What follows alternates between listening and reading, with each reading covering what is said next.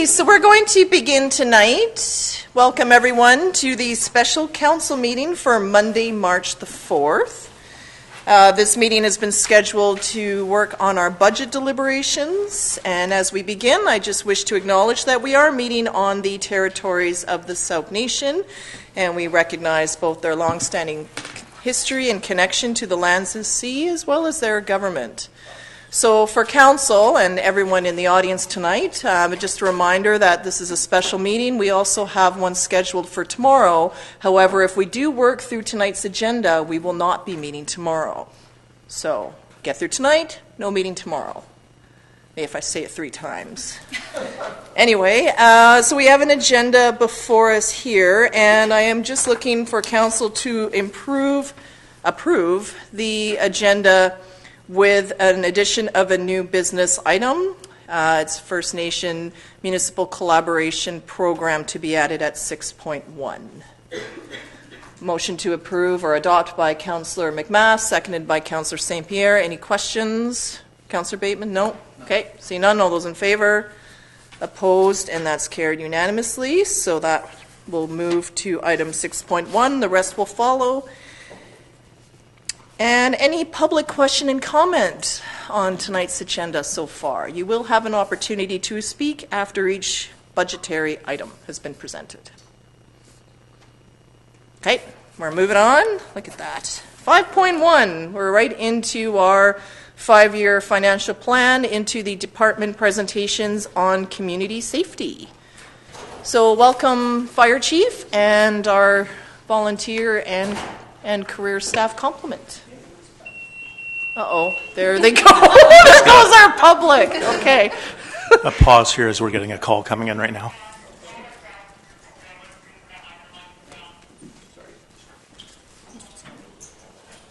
That's just a hydro lines down call. Of minimal staffing can handle that. So. Yes. Thank you, Mayor and Council. Thank you for being here this evening. This is our community safety budget presentation. I think you'll find this presentation one of the more exciting ones, as I've included some pictures. And we've got some, important items to address in this budget presentation. So as you'll see, we do have a bit of an agenda to follow. This agenda is actually following what's presented, starting really on page 19 of your budget package. We'll be focusing on capital initiatives and advising on some critical operational items as well. We won't be discussing the police budget, obviously, because that's a significant part of the community safety budget, but that's done through the RCMP. I do have some important staff and firefighters in the chambers today. I do have Deputy Chief Barney, as he is now the Emergency Program Coordinator. He'll be speaking on the Sauk Emergency Program side, being that is his primary role in the emergency program. And I also have Captain Chris McRae, as he's instrumental with the long-term planning of our equipment, our apparatus, and our fleet. And he's done quite a bit of work with the asset management side of things, and he's here to answer any challenging questions on that side. And Captain Norris Jones was in here, and I think he ran off. He's on the truck that's rolling out right now. He's primarily responsible, as the fire department is a team effort. He looks after the training side of things and some uniform items also, and he's been instrumental with respect to recruitment and retention and helping lead that. So if there's questions on the side of that, he'll be able to help me address those. Also, I do have some volunteer firefighters from the Volunteer Firefighters Association in here, as this is an important budget for them, as we've been working with many conversations in the last year. I do have the Vice President, Firefighter Shute, got Firefighter Schmidt, and Firefighter Rear in the audience here today. So take questions here as we go through all the different segments of the agenda. We'll be starting with the actual emergency program here next. You can come up with that.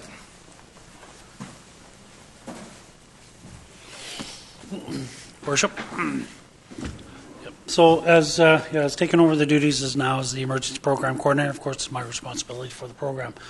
So through the in the program. Next slide. Oh, I got the clicker. Cool. Okay. So with the emergency program, we've applied for a few grants this year. An ESS grant for the emergency support services, which we have actually were awarded. So a $25,000 one, and we've already started procuring the equipment for that. We also have an evacuation route grant that we've received also, we're waiting for official word that we've been approved for this grant. So that's to assist us in planning for future our alternate evacuation routes through certain areas of the community.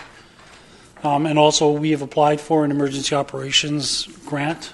We expect to hear back within the next 2 months to see if we've actually received that grant or not.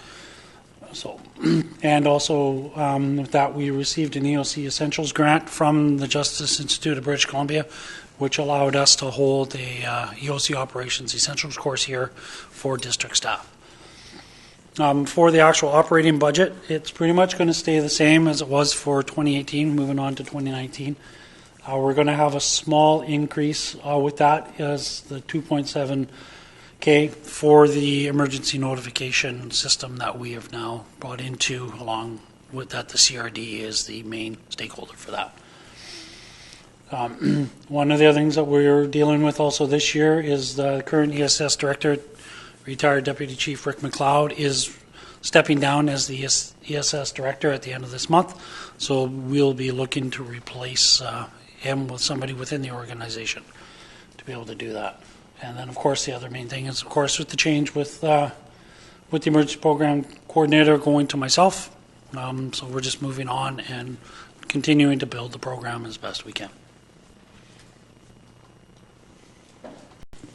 Thank you very much. Just a few questions. With the grants, we had talked at our last council meeting of having like a grant page on our website that sort of shows the grant, who is the funder of the grant, what we applied for, and whether or not we were successful. So if it's possible for your department to flow that in, I think that would be really good to show that. And if for some reason you don't get that emergency, the EOC Essentials grant, if you could also let us know, because then that could turn into an advocacy piece for us, just given our location and why didn't we get it? Unless there's some valid reason, it seems sort of something that we should qualify for. So I would like to know if we don't get it, but also congratulations if we do. We can send a thank you card.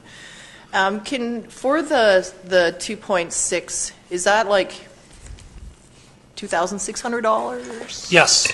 Okay, $2,600. $2,600 is going to be the increase within the operation budget. We'll be able to handle the remainder of it. I believe it's $5,000 a year that we have to pay to the CRD for the use of the system. And is this a system where residents can then sign up to be notified if there's a major event? Yes, there is, yeah. Okay. Yeah, so this is what used to be called they've changed it to the PANS, Emergency Notification System. It used to be the Emergency Response System that was in place there. So, yeah, the CRD is the main stakeholder again, and our portion of it with our population and things like that is around the $5,000 mark. So. Okay. Do you know when that'll come into effect? Very soon. Actually, we're working on finishing up our portion of the administration and setting up of the actual program. Okay. And then we're doing some minor testing with it internally with department members, and then we're going to unload it to the general public. Some of the public have already logged into the system under the CRD before we came into the system. Okay. So they would still get notifications, but then once we activate our actual system, which should be by the end of the month, then they'll all be brought into our scope of the program. Okay, and I would just recommend if the department to send out a media release on this, and then we can just push out through various channels that now we can all be a part of that system in case. Yeah, we'll be planning on doing that once we go active with the system. Okay, and then in terms of filling for retiring Rick McLeod, so then that would be a new position? No, that's an existing position. Okay. That they receive an honorarium for already, and that's I see. That's $4,200 a year in that aspect. Okay. So yeah, that's just currently. We just have to look at finding a replacement for him. Okay. Those are big shoes there. Big shoes, yes. Okay. Do we know when he'll be wrapping up? He's wrapping up as the director on the 31st of March. Okay. He's still staying with the program. He's just stepping down as the director of the program. I see. So he'll still be involved. He will still be involved, Okay. yes. Okay. No, that's great. Nice to send a thank you card. If we could get one ready. Yep. Have council sign it. Okay. Okay. Thank you. Thank you. Questions from members of council?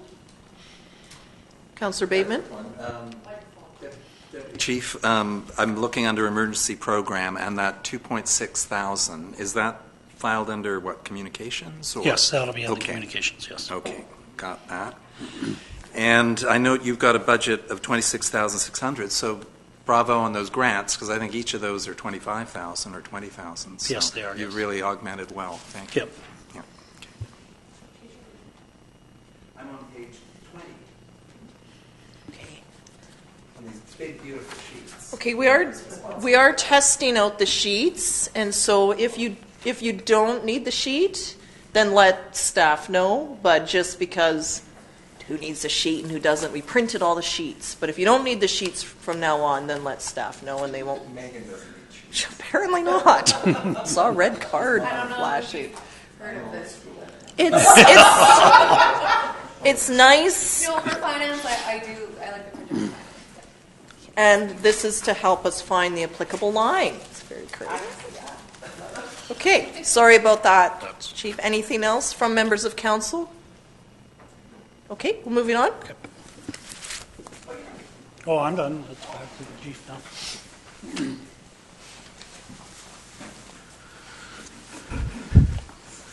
Thank you. As you can see, the emergency program is expecting an injection of $75,000 in grant money. So $75,000 in total into the emergency program with UBCM grant money is what we're expecting this year. So really no significant change because it is a pretty modest underfunded budget. So we'll really revisit that, supporting the deputy next year, depending on how it goes with the grant funding and the equipment we procure. Maybe in a couple of years we have to revisit that budget line. I'll just share, Chief, that the FCM, one of the advocacy pieces to the federal government has been to ask for sustained funding for emergency operations. That was a message that came from all, like Canada-wide, during advocacy in last October, because the program that they launched was quite oversubscribed and was depleted. It wasn't enough, and so just given the wildfires, the flooding, and everything, we've asked that it be sustained.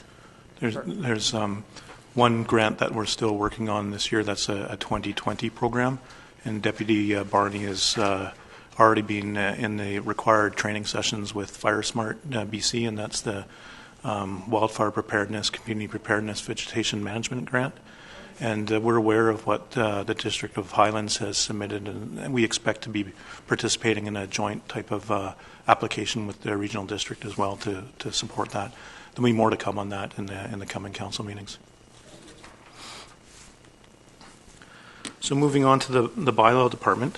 So this is another simple budget within community safety. We brought in another bylaw officer last year, and the salaries budget was adjusted properly for that. So what we've seen here is an adjustment to reflect that we actually have two bylaw officers now.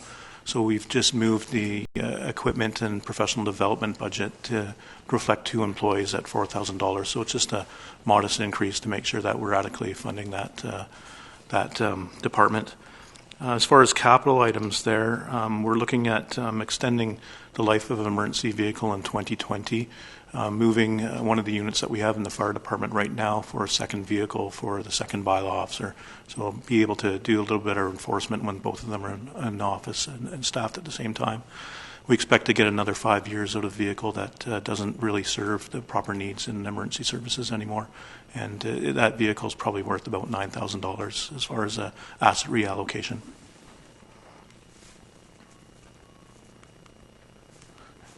Any questions on the bylaw Question side? from Councillor St. Pierre.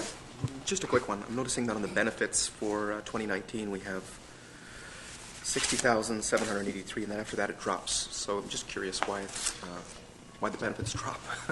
Employer health tax. The employer, this year we have to pay the MSP premiums as well as the employer health tax. So starting next year, MSP falls off, and it's just the employer health tax that we need to pay. So that's why it's all the benefits. Most of the benefits should be a little bit higher this year because we have to pay both parts. Gotcha. Yeah. Thank you.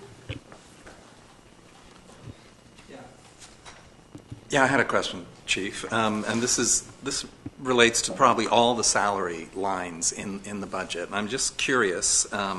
So those salaries reflect two individuals. Is that right? Ms. Mills and Scott McCullum? Through your worship. It includes the 2 bylaw officers and a portion of the chief's salary because he's in charge of supervising them. So that might have been a change, I think, from last year. I think there was an error in the formula, so it wasn't allocating it correctly. So it's a portion of the chiefs and the 2 bylaw officers. Okay, thank you.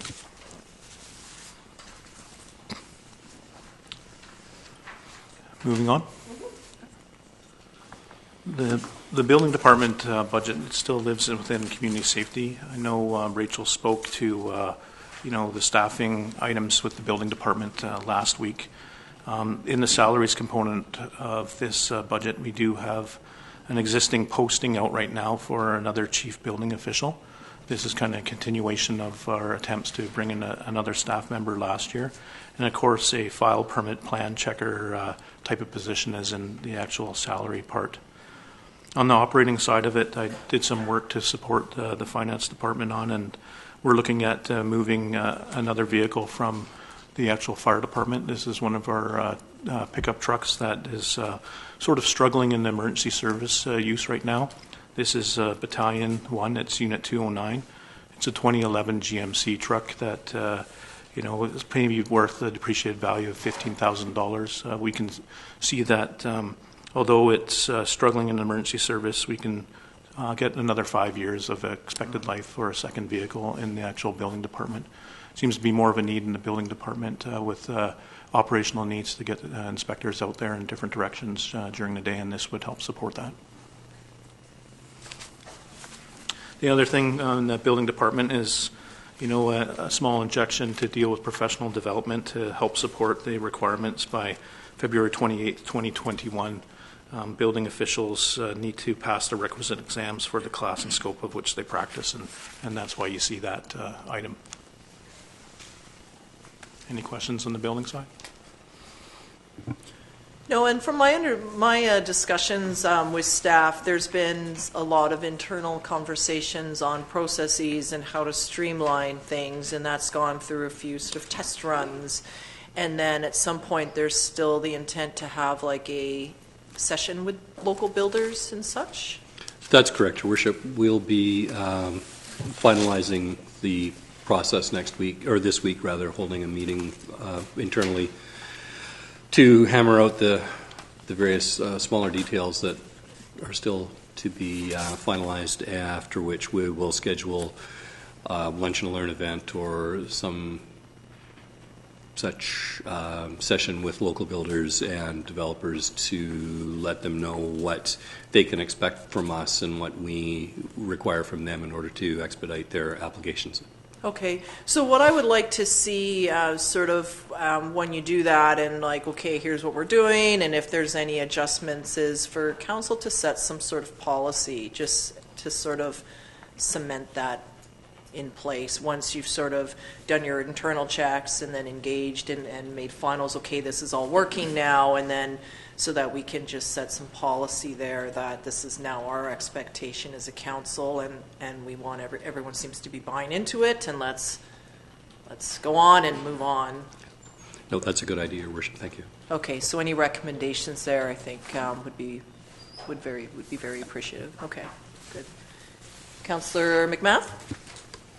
I would also like to attend those sessions that you have as well. So if we could, as soon as you guys know and you put the date out, if we could have those as well. Yeah. Myself as well. Maybe Councillor Bateman. Yeah. Yeah. We'll just be silent observers to the process, really. That would be our role, is to be an observer there. Yeah. Yeah. Okay. And that would be very helpful because it would add weight to the discussion we'd have and show that staff has council's backing. It'd be great. Yeah. Perfect. Okay. We look forward to that. Thank you. Okay, thank you, Chief. Moving on. Okay. Sorry, Councillor I Bateman. just got another question on this salary front. So we have a chief building official coming in at some point this year, along with a permit plan coordinator, I think, in that department. So what we're seeing then in 2020 is the full years of salary for these new individuals. Yes, correct. It's Okay. both salaries are prorated this year. The chief building official, I think, is prorated to start in April, Okay. hopefully, and then the plan checker permit coordinator is, I believe, October.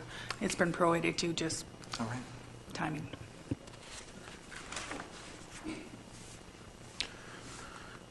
So moving on to the fire department side of things, this section here, I have a graphic detailing each 5 years in the 5-year plan.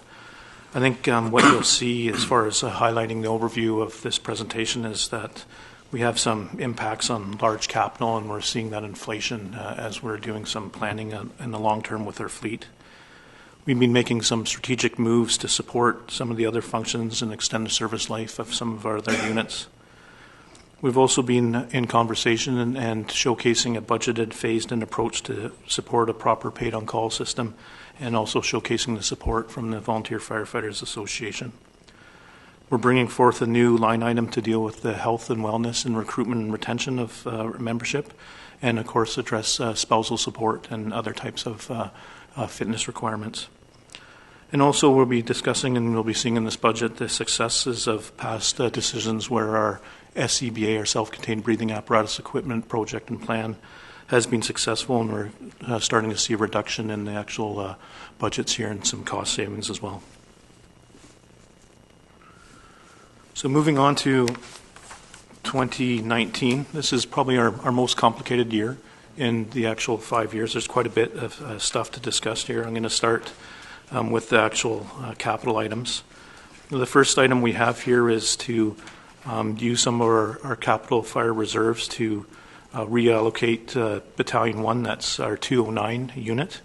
$75,000, very similar to the utility truck that we procured starting last year. That unit's about $15,000 of reallocation from the building department. This unit here was originally planned to be replaced in 2021. We've identified several weeks of downtime with the unit, including it being in a limp mode during an emergency response, some problems with cylinder 7, and some parasitic battery loss issues that we've addressed, and it just can't tow properly, which we've addressed with a better truck already. So we sort of accelerated that unit as a need to get out of our fleet, but a useful unit that could still have an extended service life in the building department. The next item in there is replacing Unit 210, that's Squad 2. That's the old van that's getting up to about 23 years of age. We see that unit not really being worth much as far as value. It's probably worth $500. It's a unit that when we started with the asset management program, it actually set off some red flags that we should have disposed of it the day we procured it. It's a unit that we see that council probably has the option to have a good community donation, whether it's a nice runner for extreme weather events. It probably has that type of value in it. It's not a good, safe vehicle for servicing emergency use, and it lives in Station 2. It's basically a people hauler more than anything. Sorry, how many people does it sit? I think right now it's configured for at least 7. I have some 2. 5? 5? 5. So 5 including the driver? Yes. And then it has the seats were taken out of the back because it's used for storage, so it could probably be brought up to seat another 3. Okay. That's a good thought. Council vehicle. Yeah. Yeah. It still drives well, it just doesn't serve emergency use well, and the parts reliability, some problems. So moving on, the next item in there is replacing 201, which is our engine 3. We came forward in January already for pre-approval. The changes that you've seen then is the balancing out with the inflation and the expectation that the cost for procuring the chassis this year, if done before June, taking 6 months to have a chassis arrive would be about $400,000 of borrowing. That RFP is complete. It's just going through a legal review process, and we hope to actually post it soon so we can actually have it arrive this year. Otherwise, what we're finding is it's taking close to 14 months to have a fire truck built, and we'd be looking at the 2022 year in order to actually see that unit arrive.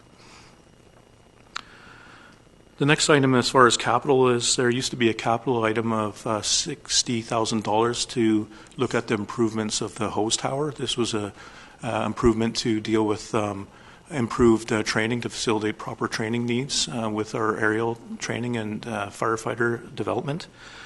We see that not as a priority right now in the fire department. There's greater needs right now, and this has to do with the theft that we had last year, having a proper secure compound for our trailers, finding a good home for our Volunteer Association 42 parade unit, and making an actual change to the like a garage type of gym configuration.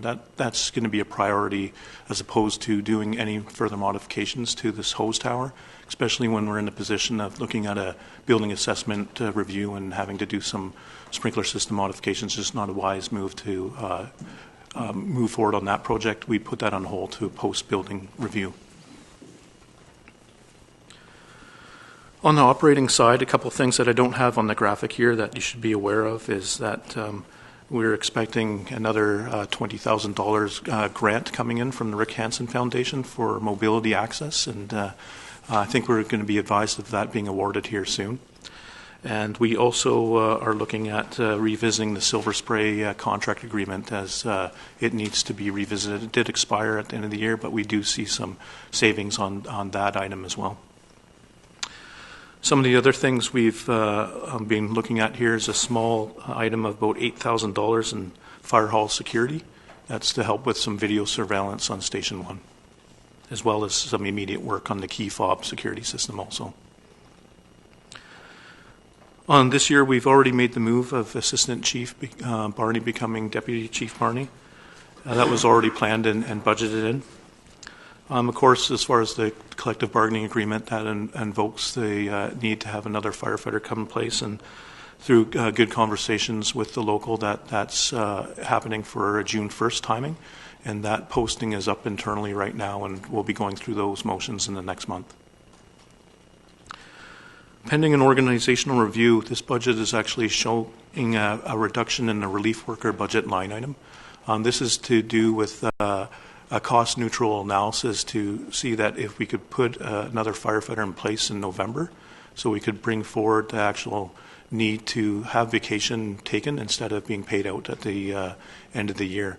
We see this as important means as far as balancing our kind of work-life balance in the fire department. And, any kind of adjustment to a budget would be post-organizational review on that item. The other item here that we've taken quite a bit of time here this year is to speak about paid on-call implementation. The paid on-call implementation is something that we presented during your orientation. And as I have experience in this, process, we as the Sauk Fire Department, I think, are very progressive and lead the way in training. We exceed the competencies with our training development, our officer development, and our staff, but we really have fallen behind as far as respect to having a proper, true type of system that is really not reflective to what the industry standard is. The current system is really a cost per call stipend and is really substandard and not consistent with other fire departments. We've looked at other models from other regional districts, looked at what Langford's done, Saanich, and Salt Spring, and we propose something here that will really be phased in over a three and a half year model, and I'll be speaking to that on each slide on how that is come into a means to help analyze it properly, and to not have a huge impact on a budget with an initial shock. July 1st is really when we're expecting to have this switch over from the current stipend model. We need to have this in the budget right now, but we wouldn't be moving forward on it until there's actually an administrative policy that's been approved by council that we're allowed to actually access these funds. So post-budget approval, we'd be ending up coming forward to council again that this is the policy that allows us to move forward with it. The draft implementation plan showcases what that policy would look like.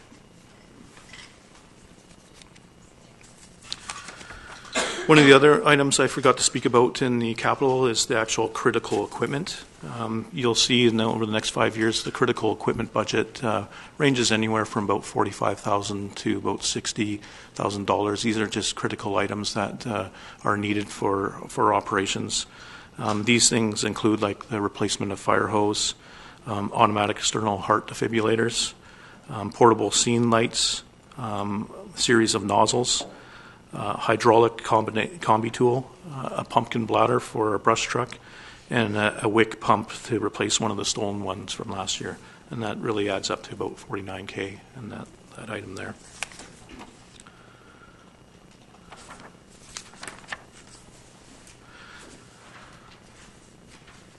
So that's some of the main things for 2019. My last comment on it is the proposal of a paid-on-call implementation is really kind of a good short-term filler for identifying kind of a gap in need as we move forward to kind of future staffing needs. We do support the need for a long-term staffing plan that will take us probably a year or so to work on, but this is the first initial step to kind of get us towards it. I think what we'll see with a model like this, it'll help with the recruitment and retention process as we deal with kind of the new influx of volunteer recruits and the current generation that we've been taking in. Even though we've been putting more energy into recruitment and retention, we need to strategize a bit more, and this is a move that's kind of aligned with it, as we're having challenges with recruitment every year as the class either gets smaller or they're having a harder time getting through the actual requirements. The next graphic on here is the actual support that I got from the Volunteer Firefighters Association. This was actually drafted up by Vice President Shute, who's in the audience here today. I think the key things on this letter is to say that I was approached in December 2017. And it's taken a year of conversation and some stability to really come to the point of where we can actually propose something that's reasonable. And here we are in December 2018 that we did some showcasing of it with the actual Volunteer Firefighters Association. They supported it, and this is this letter that they've supported, and they've reviewed the same document that they've reviewed, you've reviewed as well. Moving forward on to 2020, I think some of the things here in the Oh, okay. I just got an advisement from the deputy that we've actually been awarded the Recounson Foundation grant of $20,000. So that email just came in the last hour there. So good on us. Moving on to 2020, some of the items that are in the budget here. There's actually, I don't have it up on this graphic here, but in the buildings budget, there's some maintenance for the bay doors and Station 2 as well as the septic system as well, and that spans over a couple of years. That's in the buildings item, so if you had questions about that, that's what that's for when it says FF2, that's for Fire Station 2. As far as capital units there, we have the remainder of dealing with the Engine 3.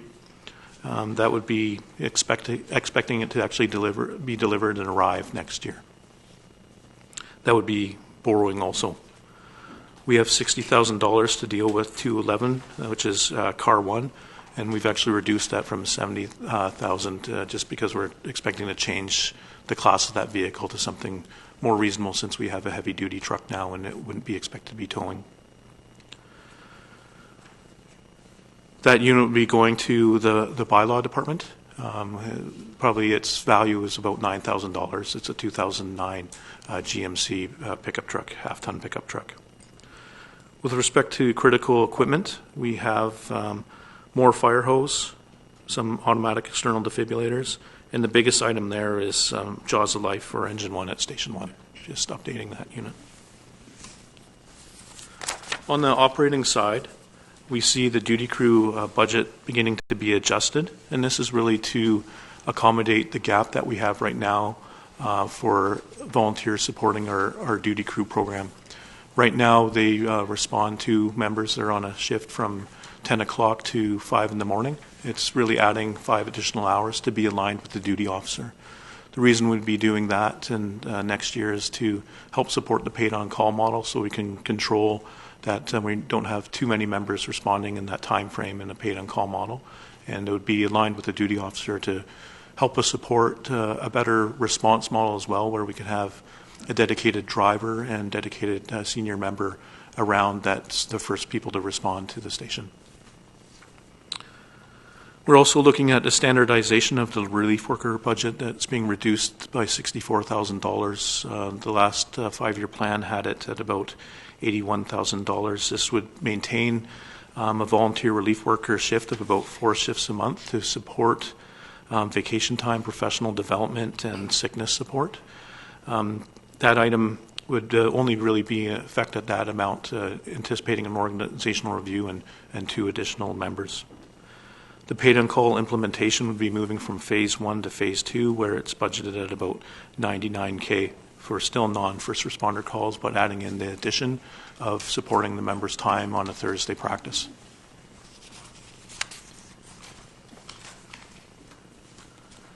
Moving on to 2021. Going through the similar process that we're going through with Engine 3, but with respect to anticipating a little more inflation. Be a going early approval type of expectation come 2021, and looking at where our current long-term apparatus plan and how we're going to borrow for that. We have $55,000 for critical equipment. This includes more fire hose, external heart defibrillators, some heavy-duty struts, and another spreader cutter. On the operating side, we're looking at maintaining a standardized relief worker budget that's been reduced, and we're still on paid-on-call implementation Phase 2 as it spans 2 years. In 2022 is actually, we start seeing significant reductions in some of our operational equipment needs. We have a bit of breathing space here as there's no main apparatus procurement happening in this year. We have critical equipment at about $47,000. Similar items, but we're adding some cribbing, some valves, and some floating forestry types of pumps to that mix. The $40,000 reduction in the SCAB program would be reduced to about $10,000 just to deal with any kind of maintenance and replacement issues.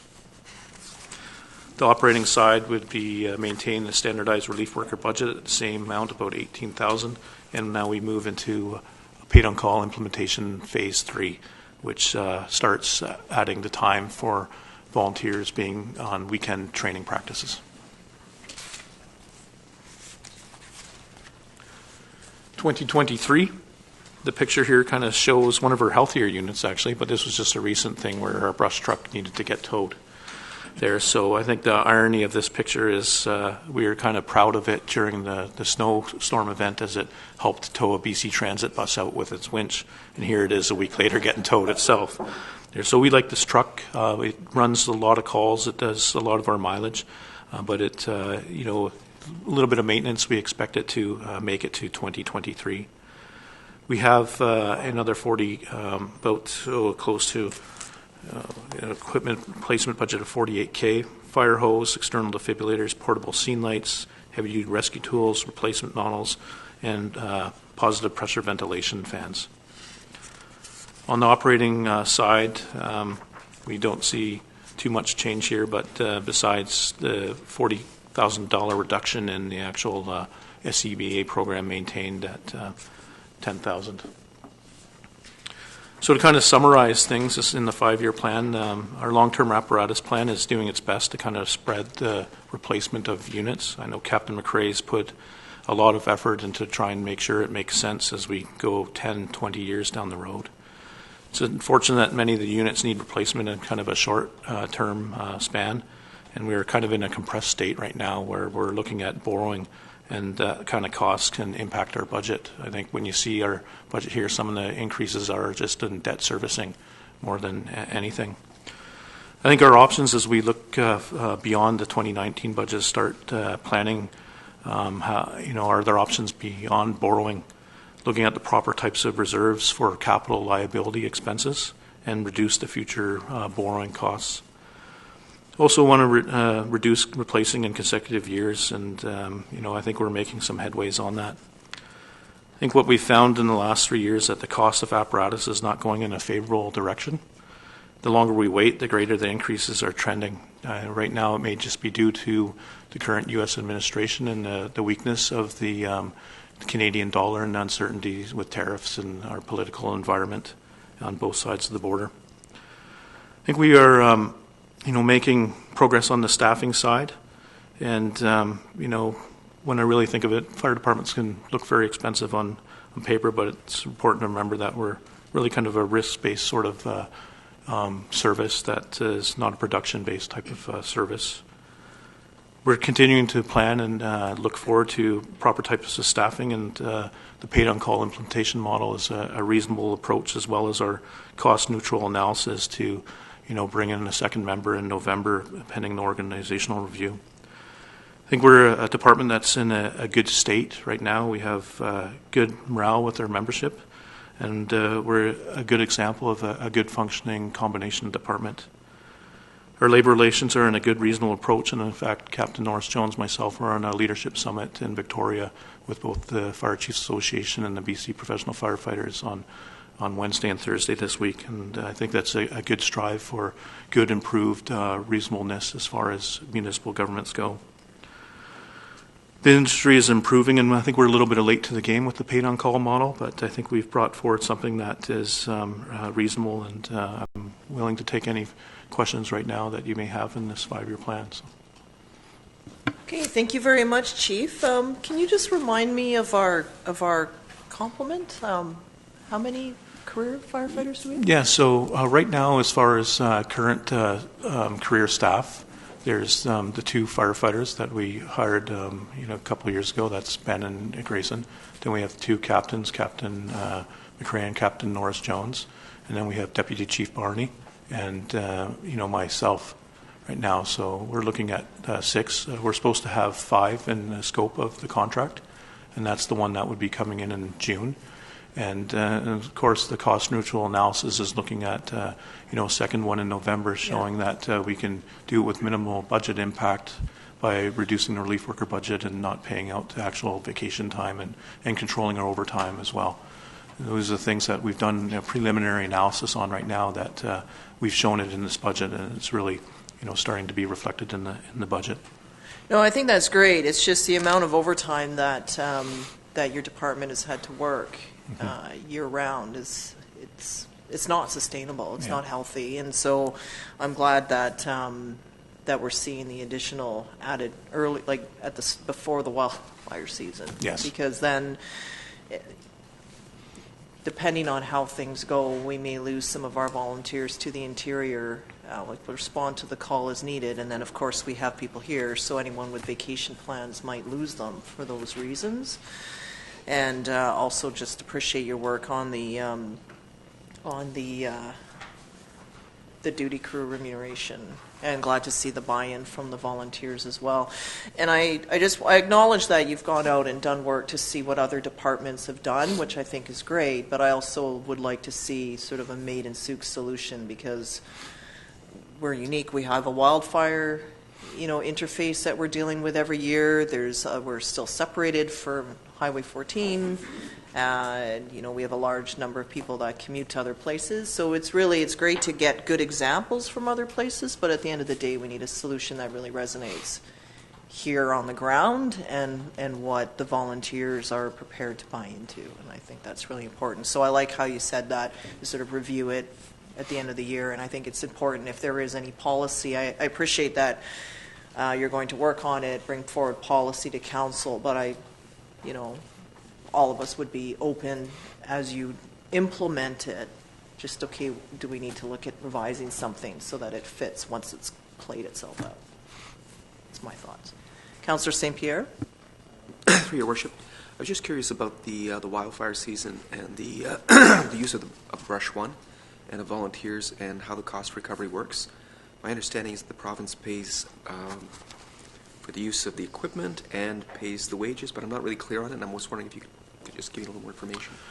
Yeah, certainly through worship to Councillor St. Pierre. So when we get deployed as a provincial resource through the Office of the Fire Commission and BC Wildfire Service, it's normally a request that comes in quite urgently and rapidly. They can have the power to actually take our equipment, and but they're normally quite reasonable when there's a provincial emergency, and they have a schedule out that shows the type of unit that's coming. This is what you'll be compensated for. And that model is normally what we see in like an all-found rate. And if you're sending an actual apparatus with certain staff in it, you're compensated for that unit per hour per a certain amount of times in a day. So it's normally 12 hours that truck is getting compensated back at, which can be close to like $400-something per hour. So the amount of revenue that we've brought in the last couple of years, I think it was about 110,000 last year, and the year before was 209. So we've been utilizing some of that, monies to help with our small utility procurement. And some of the things you've seen already, we've been able to advance, like getting the proper truck to tow our structural protection unit, a new trailer for our structural protection program, and a series of equipment. So we've been putting it back into the proper type of needs within our own area as well. Now the actual volunteers and staff that go, if it's a career member, which normally we like to have a senior officer chaperone because there's that type of requirement, and if we have a good kind of member going in the first deployment, it helps us with sustaining our deployment and getting into the right place. And then the volunteers are compensated through really a schedule that's outlined by the BC Wildfire Service. So we take those dollars out of the all-found rate to compensate the members based upon their time. And their time is tracked very closely through what's called daily time reports. And those come back and we kind of compile them, and then we end up sending an invoice to the province and they send us a check back. So that's the typical process. Our brush unit is really, there's probably a specification for it, but they typically tend to ask for like an engine company for structural protection work. And we're also preparing ourselves this year with some advanced kind of engine boss training and some different type of training to make us more prepared for that provincial support. And we also, our structural protection unit is going to be a registered Type 2 unit, which is more of a well-known unit in the industry. And we'll probably be one of the only few departments on the island that actually has a Type 2 structural protection unit. So you can be seen as an asset for our community and an asset for the province and the island as well. Other questions from members of council? Councillor McMath? When you reached out to the other departments, what was the retention rate increase percentage when you switched your paid on call? That's a good one. I went through that process in my past occupation as a regional fire chief. So I think the main thing I probably saw was with the next generation coming up, it was more an interest of getting involved on the recruitment side with an actual paid-on model. When I implemented it years ago, there was kind of interesting resistance from what we used to call the old guard. We don't have much of an old guard in the fire service now that wanted to stay strictly voluntarily in a kind of voluntary kind of role. It'd be something we'd have to measure. I think the mayor is correct in saying that we're unique, and we'll have to do something unique and evaluate it. Talking with some of my senior members here, we do see that it would probably have a better kind of a response out of our members on some of those weaker type of calls on a paid-on-call model there where, sometimes we struggle and we have a second call for manpower to come to an incident. Those are the type of things that I think with the pressure and our growth, the paid-on-call model is going to actually help that, I'm going to do that extra training this week and be prepared so I can have that skill set and advance my skill set. Very difficult one to measure, Councillor. If I was to really see that, that's something I'd begin measuring, the actual what it changes there. Can you pull those numbers from Langford or the other ones that you look to? The numbers I can get from the other departments would be more what their actual policy looks like and what their rates are. So I don't think I've seen numbers that actually showcase the success. I'd have to really dig that kind of research. We're moving more towards on this based upon the, kind of the industry consistency as well, and that our current kind of recruitment program with more energy putting in it's not having the successes that we have.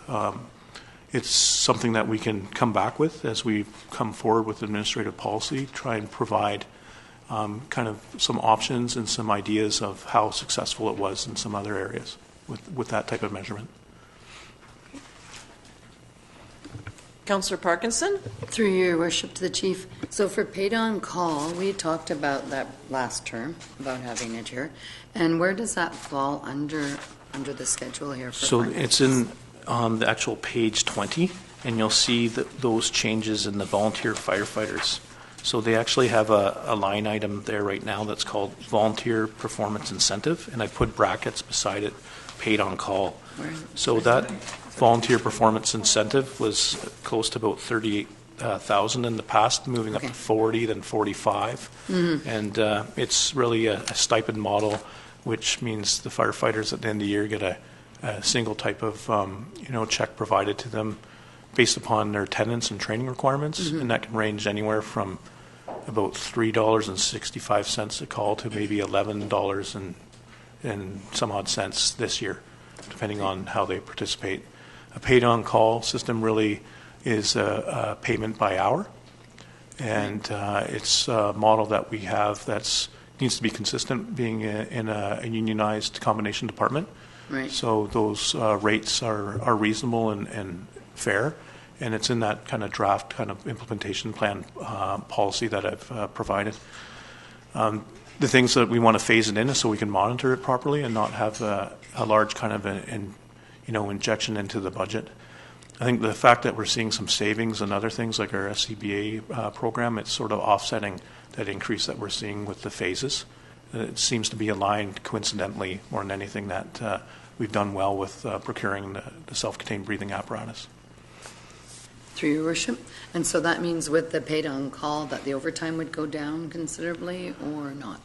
I think I don't see the impact so much with the overtime part with paid on call, because we have that relief worker line item. That's where that impact is the greatest. That reduction of $64,000 is where we'd see, the largest savings having another member in place.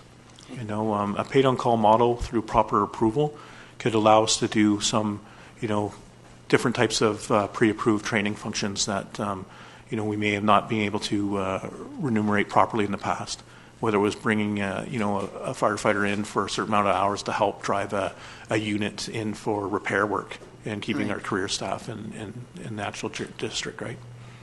Thank you. Yeah. Councillor McMath? With the truck that's going to Bylaw, is there any reason why it can't go to them for 2019?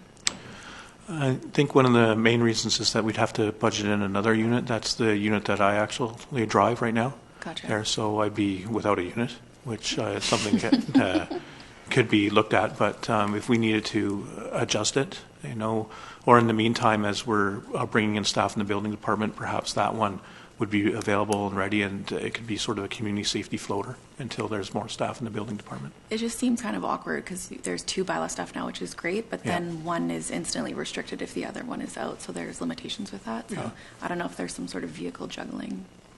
Your worship, I think we can actually look at some operational efficiencies there, and the first unit comes available, whatever staff member in community safety, whether it's building Bylaw, could use the available unit. Okay. I'll just add that they also work different hours, so that helps, and different days of the week. They overlap, though. Yeah, there is an overlap, yes, but at least that sort of helps. Welcome. Question, have you noticed any impact on the changes to the protocol that BC Ambulance has set out with calls? Has that been impacted? Yes, Your Worship. I think we've run some kind of preliminary statistics in the last couple of years, and I think some of the interesting things with the critical response model with the BC Ambulance Service is that last year in 2018, we probably did about 100 medical calls less, so that's about 2 a week, which is probably not noticeable really in our kind of daily type of weekly type of impact operationally. But what I think is the alarming part is I look at those statistics as we had, less call volume this year compared to the previous year, or 2017 versus 2018, is that the wait times have gone up significantly. So we calculate the cumulative type of minutes when we're first on scene waiting for an ambulance. And 2017, we had about 110 more medical calls, and we had a total of about 37 hours of waiting for an ambulance. And that's for the span of the whole year. Now, 2018, with about 100 calls less, that's gone up to about 40 hours. So that extra time with less call volume is sort of an alarming trend that myself and Deputy Barney have flagged that we're going to be measuring and monitoring even more closely. They have done some recent changes in the critical response model to help deal with how we're responding to overdoses. But we do see some interesting things where we've had comments from RCMP and local ambulance like, why weren't you guys not at that call? There was a fuel truck tipped over on its side in the ditch. Like, you guys should have been there. So there's some struggles with it. The BC Fire Chiefs Association has constant kind of dialogue with them. And we actually have a Zone 1 meeting on March 13th that's being held at the RCM SAR base in East Souk. And that's one of the key agenda items, is getting an update on that dialogue and exchange of information that's happening between bureaucratic decisions that have been made with BC Ambulance that are affecting operations on the ground. So something for us to be concerned about, definitely, that the wait times are going up with a decrease in call volume. It's an interesting statistic. Okay, thank you. I wouldn't mind just getting some more information from you on how that is at a later date. It is a file that the UBCM is monitoring very closely, and it falls under Health and Social Development Committee that I chair. It's come up, and it's hitting some urban centers maybe a bit more, where they had said that the call is not being entered into the system. I don't know exactly which code it is, but nobody's responding, and then the fire department ends up being the first one to respond because they have to, in this case, someone in Vancouver passed away, and it was not treated as an emergency call, so ambulance didn't respond, and then it eventually was the fire department to break down the door because he couldn't get in and found the person had bled to death. It was quite tragic on the floor, and if they had been there sooner, then they may have been able to save this person, and it's sort of rolling out a bit more. And so some have said, oh, this is more like a big city issue, and I said, well, I don't know, because then someone else from a more rural area had said, well, no, this is happening here as well, where it's something to do with the policy change that happened last year. Your Worship, I think what we've found through some of our conversations and some of the meetings is that it's very much a patient-centric model. So it's not taking into account paramedic safety, where they may need some hazard control being on the side of the highway for a medical event, and we could have been there supporting them.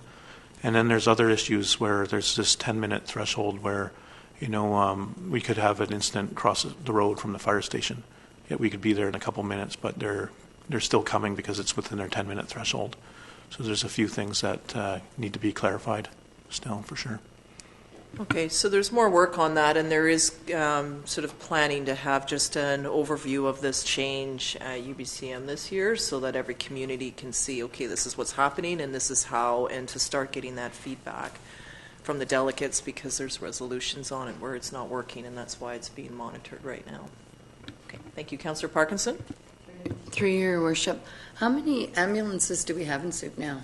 Is it 3? I thought it was going up. Your Worship, to Councillor Parkinson, I believe it's just 2. And still 2? Yeah. So that's a problem too, when the ambulance is off at the hospital. Yeah. Then there's no one here.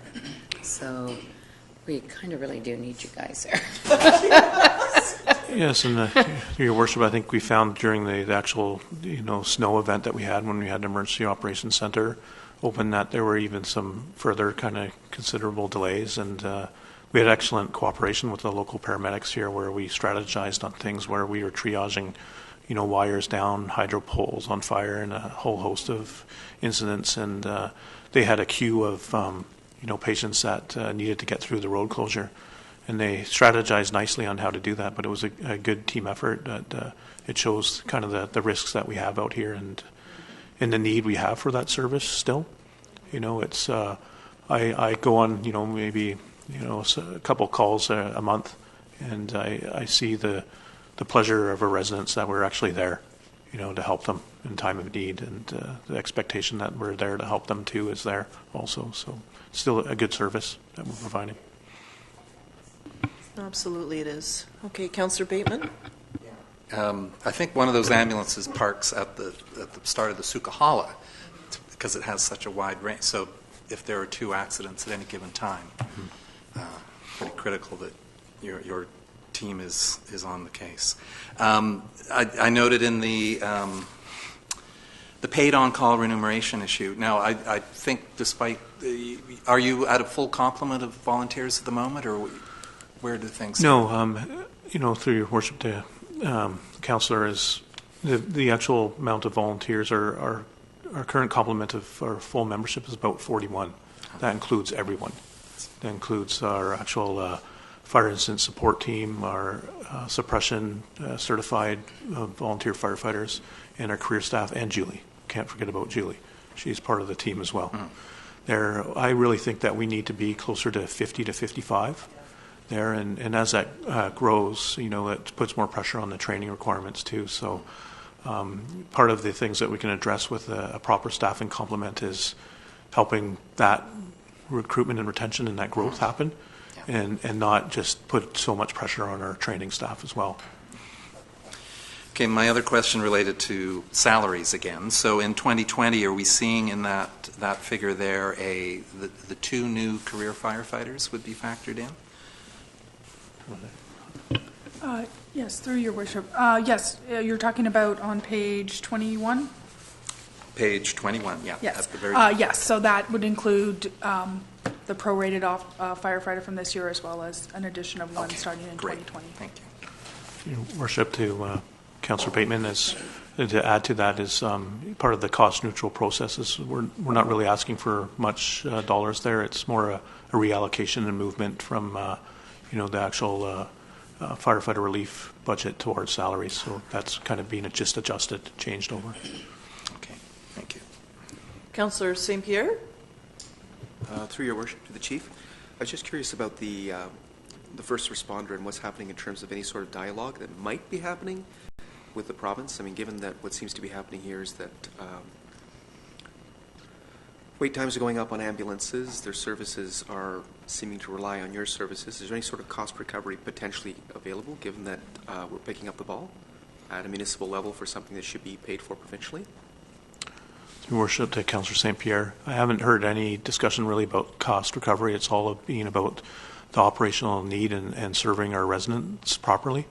That's where most of our discussion has been. And in fact, Captain Norris Jones, myself, there's likely going to be discussion this week, between both associations of fire chiefs and the professional firefighters as a key topic about what are the next steps as far as resolving these problems and making sure that that service is running properly from both agencies. This may be more of a joke than anything, but you've got a nice paid-on-call type of model here. So maybe present a bill. Through your worship, Councillor St. Pierre, if I could recover those types of costs, I'd love to. I've always had a vision of BC Hydro giving us a break, for all the amount of calls we attend as far as hydro costs. TELUS as well. They should give us reduced kind of rates, in the station. That's been a lobbying in the past, and ICBC has been chased in the past as well with a little kind of, success with them. So I'd love to, for sure. I don't know where that would end up, though. Send a letter, send a bill with it. See what happens. No. Anyway, there will be more discussion on that. Councillor Bateman. Are we going to have a chance to talk about policing? Yes. Okay, good. We will. It falls under today's, this department's heading. We're just working through the spreadsheets. Yeah.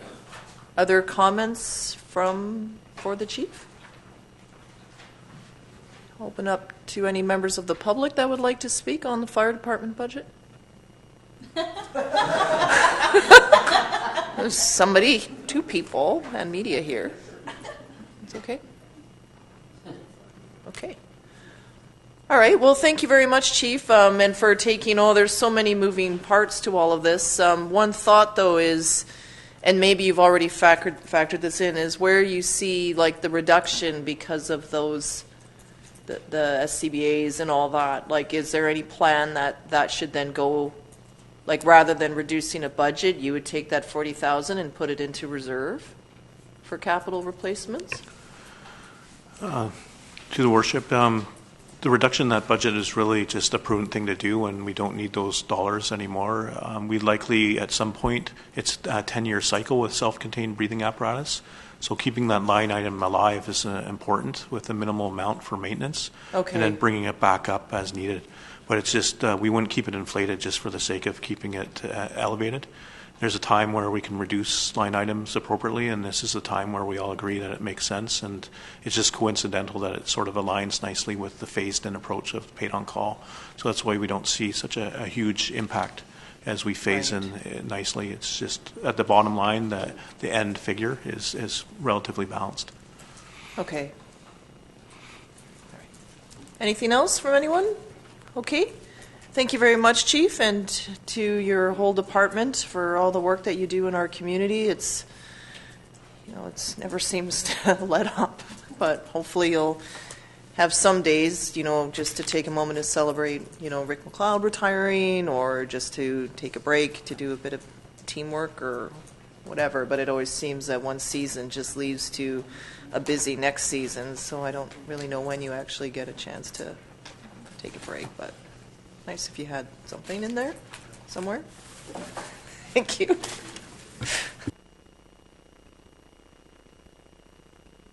I'm sure you're all staying for the full budget presentation, right? Come on.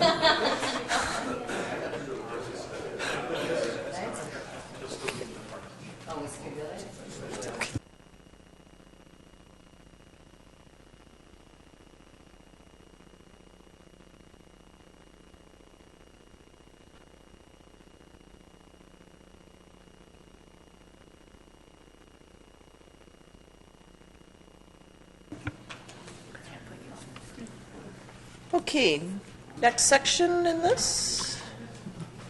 Your Worship, did Councillor Bateman have questions about the policing budget? Oh, policing, yes, go ahead. Raise the policing matter, because I did ask the staff sergeant the other night, last week I guess it was, and I see in our 2022 budget we're going to jump to a 90% pay model, right? So that's all well and good, and yet the staff sergeant, the retiring Jeff MacArthur, stated, one thing you need to understand is the RCMP is just in the process of unionizing, and this will bring pretty close parity as you see it with Central Saanich, Victoria Saanich, Nelson, and other communities. Higher wages, more officers, less tolerance for us extending ourselves in a small community like Souk. And saying, knowing all this, we might need 6 more officers over the next 3 years. The new definition of the app-sized complement is from 22 to 26 rather than 17. So I just raised that, and I guess we'll probably strike a Protective Services Committee at some point to work on these things, or...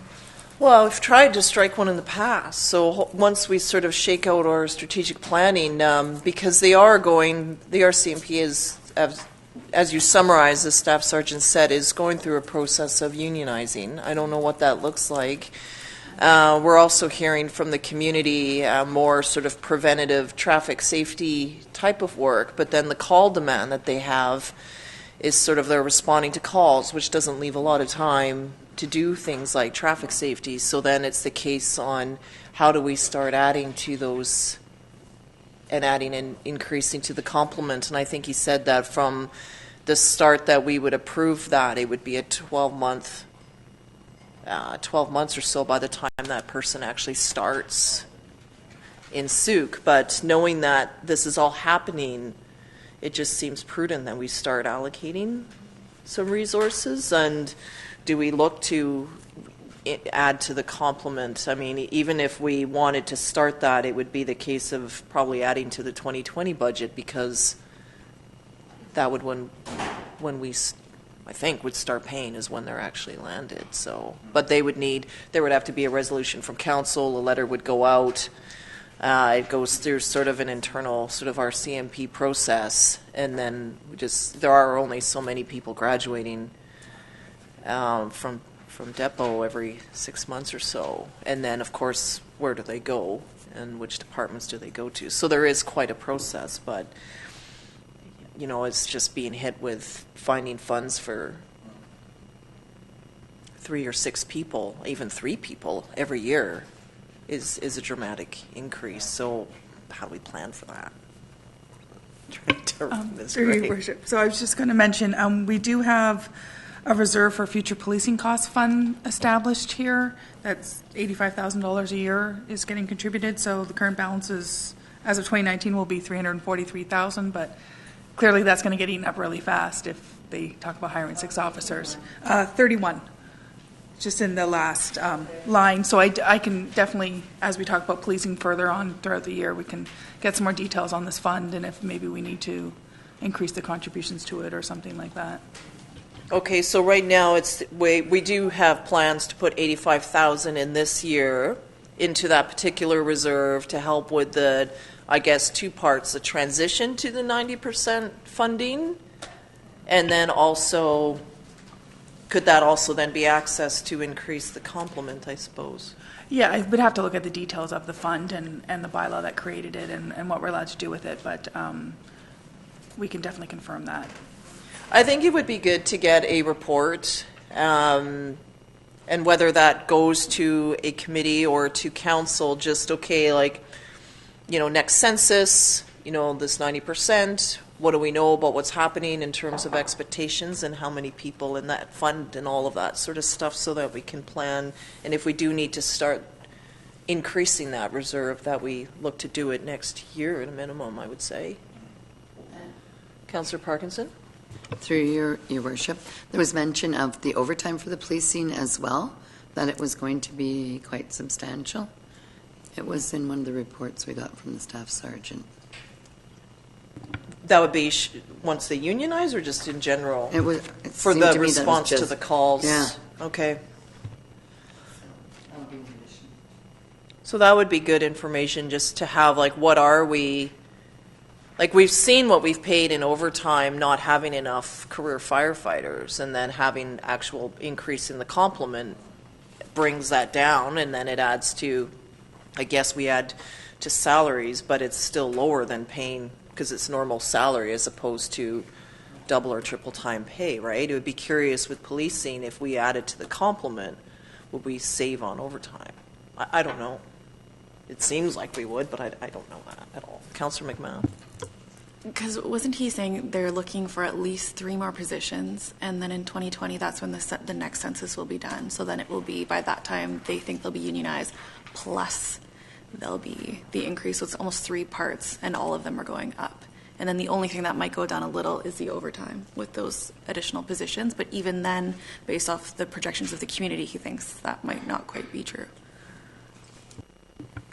Councillor Parkinson? Through your worship, I understand with the census, once we reach the mark of 15, it has to be done again in the next 3 years. So you can't, just because it's done this time it's at 15, it does not go up immediately. They want to see that it truly has gone up, so to be the next one, and then it will be implemented. That's what I was told by the Premier. So it'd be good to get some clarity on that. The other piece too, as well, is that, you know, when it happens, and let's say it's the case where, you know, we need to have this because of, say, unionization, well, that's across the country, which means that there would be a demand everywhere, and then how would people be allocated to communities? I'm guessing it will depend on crime severity, calls for service. We don't want to be left behind, but, you know, it wouldn't just be our detachment. It would be places like Surrey, Langford, all over, right? But so I think it'll be good to really understand that and clarity on. I guess the thing is you could have some populations that would go up, 15,000 and 60, and then something changes and it would drop to 14 underneath. You could see that happening depending on how close you are.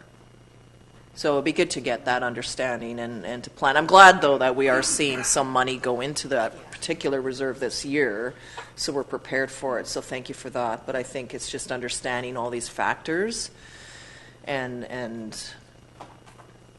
planning ahead. But that's one part when people ask, well, how come nobody's sitting on the side of the road? Well, they're busy responding to all these other calls, right? So that doesn't help. Councillor St. Pierre.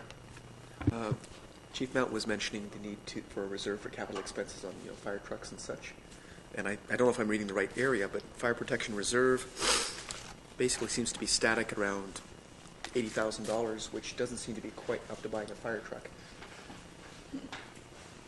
No, not quite. What page are you on? I'm on page 28. 28. So he did mention that it might be better in terms of not spending on interest and so on and so forth. I know our interest rates are low with the MFA, but still, just wondering why it's. I could be reading the wrong line in the wrong section, so forgive me if that's the case. No, you're in the right section. Okay. There just hasn't been regular contributions to this reserve fund. So I think I mentioned in the first session that we were at some point this year planning to come back to council with kind of a report on all the reserves and what we're allowed to do with them, and if any of them have specific contributions we have to make, what we're allowed to spend them on, and just kind of come back with some recommendations on potential improvements or changes to any of the reserves that we currently have established, because there's some of them that are been sitting here for a while and we're not quite sure what we're allowed to do with this money yet. So. Okay. But given the presentation from Chief Mount, we know for a fact that we're looking at additional major capital expenses in terms of equipment coming up in the next 3 years, I believe. So this doesn't make any sense. Because to fund them, it would be borrowings or property taxes we would have to use in order to fund, like the purchase of the bigger equipments. Is that what you're referring to? So yes, so either that's why it mentions in the capital plan how it's going to be funded, like the $1 million truck is $500,000 as a place mark right now through property taxes, $500,000 through a loan through MFA. So that's not, that's what's been put in there for now. We can definitely talk about options of how to fund these different ways. Go ahead. Through your worship, I guess what I'd be interested in seeing from someone who knows more about it is some kind of a cost breakdown in terms of, is it better for our taxpayers to raise taxes slowly over a longer period of time, build up the reserves so we're not paying interest on equipment, because final analysis, taxpayers are going to pay for it anyway. We just want them to pay as little as possible. For sure, yeah, we can definitely provide you some options for funding those.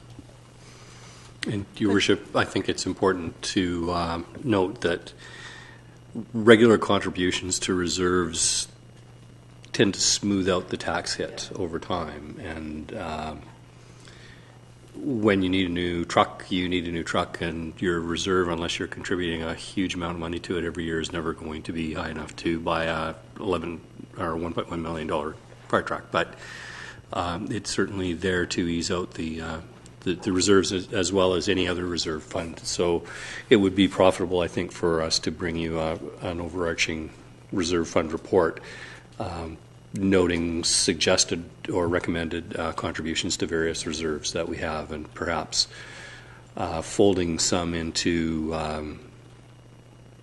some that haven't been used to amend the bylaws, wrap them up, and move that money into other reserves to make better use of it.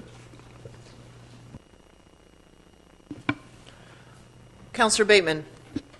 Well, I just note, I think we've entered a bit of a new era in terms of how we're looking at our fire department and emergency services. As the chief said, operational needs and serving the community properly. And of course, a year ago during these hearings, there was quite a bit of pushback. And so I think we're in a new era. And speaking of new eras, in an article I downloaded from the Globe and Mail today regarding these RCMP unionization, some communities are looking at moving away from the RCMP, dare I say it, and looking at other ways to work, putting out RFPs to. So again, this fire, and this is sort of retired veterans in our community have spoken to me about this as well. So I think this Protective Services Committee is critical for us going forward. Yeah, get the experts. Yes, Councillor Parkinson? Through your worship, today it was noted that Victoria and Esquimalt, because they don't use the RCMP, they have private. Anyhow, they were just ordered by the province today to hire 6 more police. So they're all, pretty steep there. Yeah, and I just, would like to ensure that the core policing service as it is intact. I got the sense that that is the case. However, we need to keep an eye on that, and then it's the case of meeting expectations. So they're delivering what they need to, but if it's adding in and preparing for down the road. So more on this to come. Okay. All right, moving on. Your worship, on page 14 of your packages, you'll find the council budget. And just a couple of items to note for you. The salary and benefits line have been adjusted to reflect the resolution that was made at the last council meeting regarding council remuneration. The travel expenditures line, currently council at this point, with commitments that have been made to the FCM and UBCM, we're anticipating that an extra $2,000 or an extra $10,000 be put into that budget line item in order to ensure that council is able to attend the conferences that it wishes to this year. In future years, we've moved that back down to the more traditional $30,000 level, so that councillors are able to attend the AVICC, the UBCM,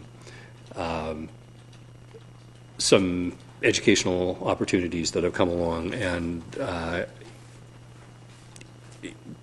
the FCM is always a really big, expensive item, and I guess depending on where it is every year, this year it's in Quebec City, so that's a big hit. Over the next few years, attendance at the FCM is worth thinking about for members of council. I think it's great to have council representation at that big conference. Whether or not all members of council need to attend every year is a matter that we would suggest that you might wish to think about. We also have a public and governmental relations line item that basically hosts events relating to support the district's interests in terms of gatherings and special events, things like that. We also have reduced the contingency line item because last year's amount was underspent. Last year's line was underspent, so we've moved it back a bit. And council can use the money as it wishes. In response to an earlier question, the contingency item is there to fund emergent issues that are presented, but it's not necessarily. It isn't there to necessarily. You don't have to feel that you have to spend it all every year, I guess is what I'm saying. So if things come along. Potentially, yes. And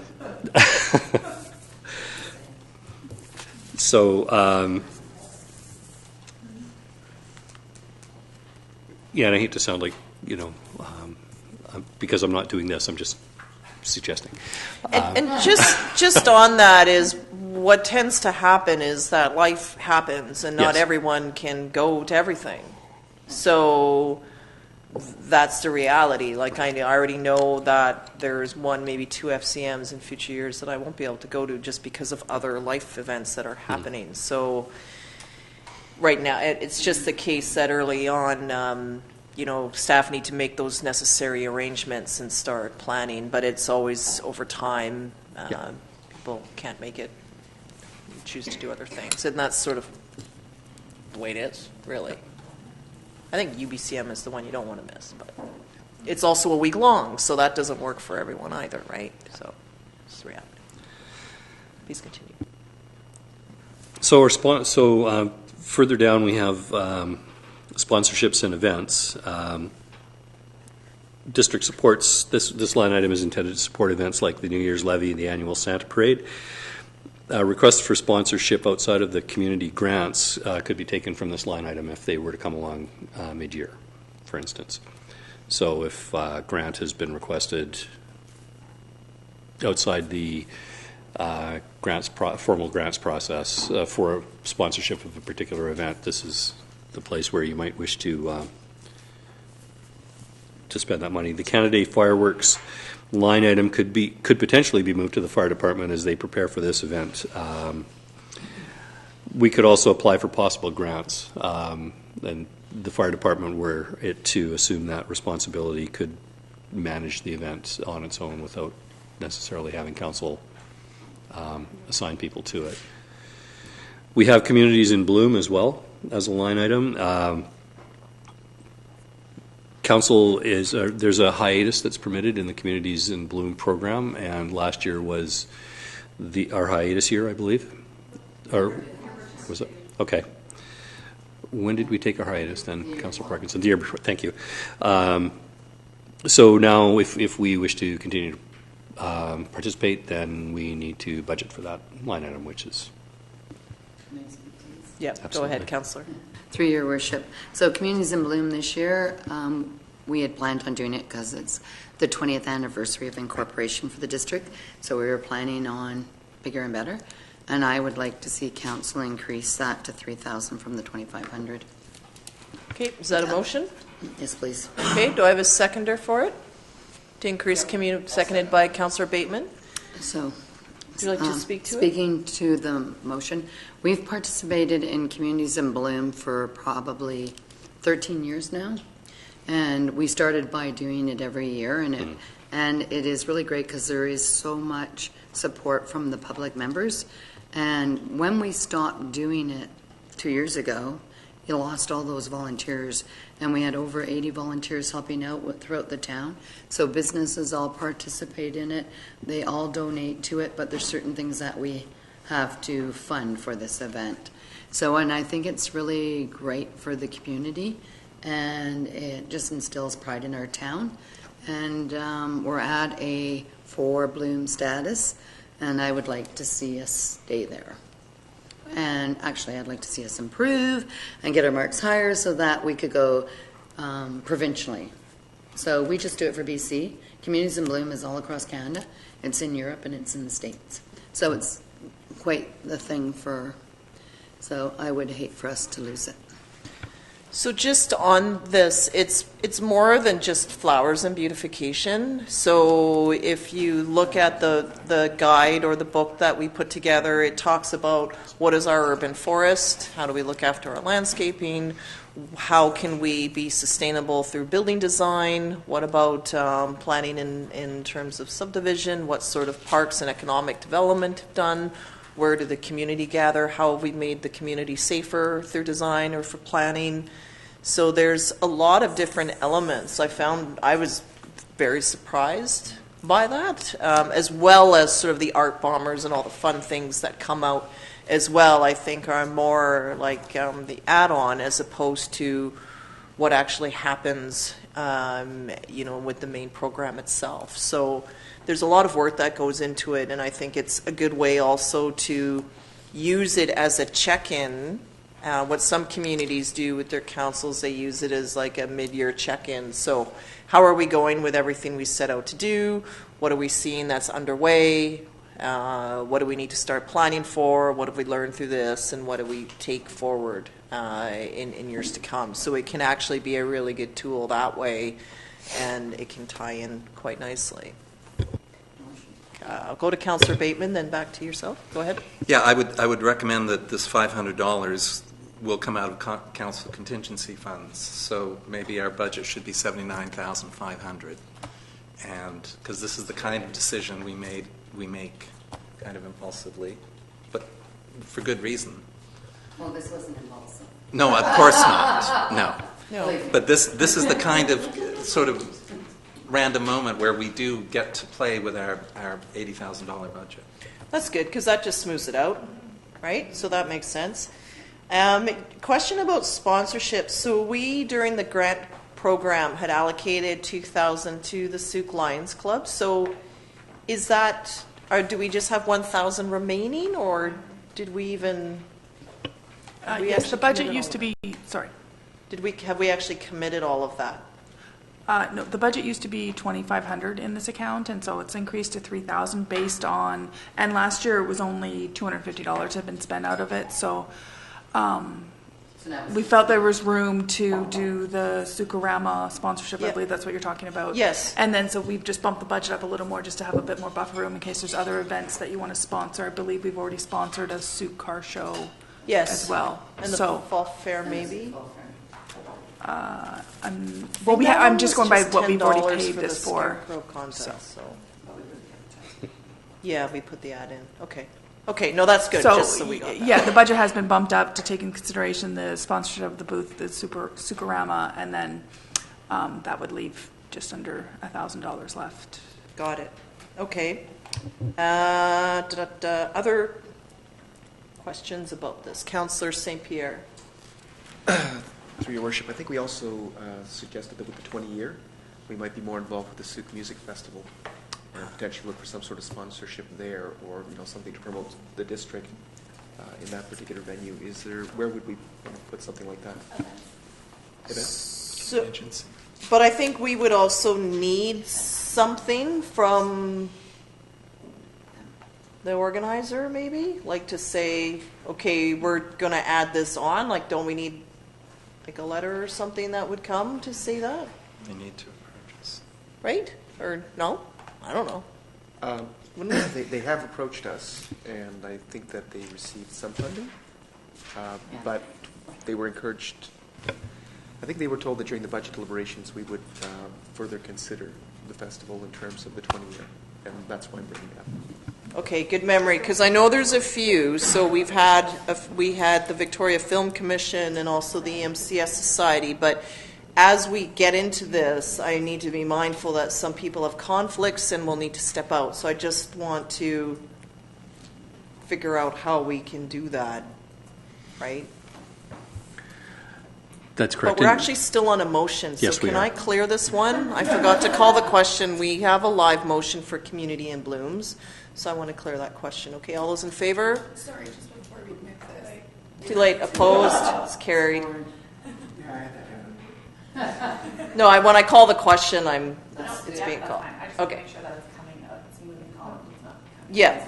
So what we're doing is we've decreased contingency by 500, and increased Community in Bloom. So that's the change there. Okay. Thank you. All right. So then, Councillor Parkinson. So we were just talking about the events with the parade and that. Mm-hmm. Is that for the Christmas parade? Because if that's the case there, that we give the Lions $10,000 for that event. So under the events, that would leave us with the 5, and 35 is already for the 3,000 for the New Year's levy. So then that leaves 2,000 in the budget. Just for the Thank you. So the levy is It's 30, about 3,000, right? As I 3,000 recall. and 10, so that leaves 2,000 remaining. Right. But then we can also transfer from contingency. Yeah, I'm just saying, when you look at the events, 15,000, it looks like we have that money, but in reality, we don't because it's already spent. Yeah, we've already committed it, just That's like right. the That's all I sponsorship. wanted Okay, everybody to know. Thank you, Councillor Parkinson. Mm-hmm. You're welcome. Other questions about the section? Councillor McMath?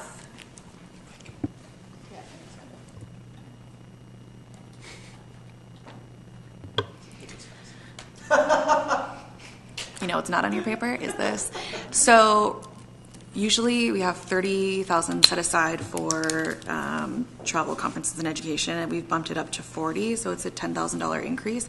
And essentially, with everything that we have planned just to date, we are at the max.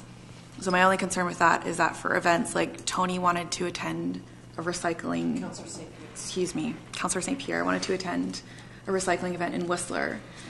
So there's nothing left. There's no room to move in this. So I don't know if now is the time to decide it, but it might be worthwhile reviewing participation for this year. So half of us participate in these events. That trims it back so that there are opportunities for you to participate, or any of us to participate in those activities. Because essentially going forward from this, anything that we want to, outside of these sort of big 4 events that we want to participate in, there's no money for, and we have to pull from somewhere else. Okay, so I'll just set that there's a policy actually that outlines what council can go to. So any member of council is eligible to attend AVICC, AVIC, FCM, UBCM, and the LGLA, which we went to in Tynamar, Local Government Leadership Academy annually. So those come up, staff see who goes, and they start planning, because hotel and reservations, like, it's more the hotel block has to be booked to get the conference rate, and they need to start planning accordingly. So those are the 4. Sometimes people don't go, and then I want to go to this instead, perhaps. Then it's a resolution of council that has to be passed in order to grant going to something that is not in that policy. So in this case, if the funds have been allocated, then usually our question is, okay, can this be funded through council contingency? And a resolution would, like, let's say this is all gone, then say, okay, Councillor McMath can attend such, the funds be drawn from the contingency. So I would recommendation is that if you can, attend this year, see what they're like, and then you can choose what you feel would be more relevant to go to in the future. There's lots of different things out there. Columbia Institute does things. There's all sorts of things related to economic development, sustainability. FCM has one on sustainability practices every 2 years. Like, it just varies, and there's a lot of other things out there. That's just sort of been the ones that we have attended. Doesn't mean that you have to go to them, but that's just what the policy says. And it's the hotel block. So now, because I think the hotels have been frustrated because communities are reserving all these hotels and then they don't use them or they cancel them. So then it's the case where staff will ask, do you plan on going? Because they need to book it, secure the space, and if you don't go, then we still pay a 1-night deposit on a room that's gone. My only concern is that there's 3 things we've already touched on to potentially pull from contingency. So although it's 80,000, I just think even now, like, that will quickly dissipate. That's my only. But maybe we'll go under in 2020. And Your Worship, I think it's reasonable for you to expect staff to track the projected expenditures and come to council meetings so that when something comes up from public or from an organization, we'd be able to tell you how much is left in contingency. We'd be able to tell you how much is left in travel. If people have canceled for a conference, it's reasonable for you to expect us to be able to, as long as you tell us, it's reasonable for you to expect us to be able to tell you that you have X number of dollars left in this particular budget line item. Councillor Parkinson? Through Your Worship, on community grants, it shows that it's 68. What did we spend this year? It was over that. Go ahead. That's what we spent this year. Oh, we did It's over? been, this number used to be 90,000, so it's been reallocated for Right. the new line item. So that just represents the actual totals that were granted at okay. the meeting. I thought it was higher for some reason. It all worked out because you didn't pay everybody what they asked for. That I know. So that's just the final total that ended up Okay. being paid out, and it just includes the new line items that are added this year. That's why the number jumps back up to 90,000 in 2020, because that's what it used to be. Right. So it was just kind of in order to crunch the numbers for this year. Okay. It was reduced to what was actually awarded. And Your Worship, you'll note that there are 4 new, sorry, Councillor Parkinson. Nope, I'm done. There are 4 new line items in this year's budget as opposed to last year's. The Souk Philharmonic Society, the Community Arts Council, the MCS Student Art Bus Shelter, as well as the Canada Day celebration. So that would account for some of the other expenditures that, right? So we've moved those out of the one. Correct. Councillor St. Pierre, then Bateman. Through your worship, I think Councillor McMath, I don't think we actually have an answer to the question of what's happening with the event that I was going to be attending, or imagine I'm going to be attending, the recycling event in Whistler. At this point, does this come out of contingency fund, or is it not happening? Just It would come out of contingency fund, because we don't have a policy that would say that that event would be sanctioned by the conference. So I'm not the expert on this by any means, but it would be from contingency, because the policy has the conference budget being affects. Okay. Yeah. Yeah, and that's fine. So it'll be drawn out of contingency. That's correct. Yeah. You are going? Okay. Councillor Bateman. Yeah, I was watching last year's budget discussions, and one thing that came up was a request for a quarterly budget to actual unaudited statement. And I don't know if that clicked in last year, but that might address some of these concerns. The other thing, are we at our community grants session, we did talk about adding a few line items. Is now the time to talk about that? We talked about the Need to Suicide Prevention and Support Group. They get $1,600 a year, and I'm sure their representatives have better things to do than come out here for us to likely automatically give them that amount, given the importance of that hotline that they run. Just a question, Councillor Bateman. That was a grant that we awarded, so that would come out of community grants this year. But the sense was to make a line item for starting next year. Was not that appropriate to discuss it now? I guess.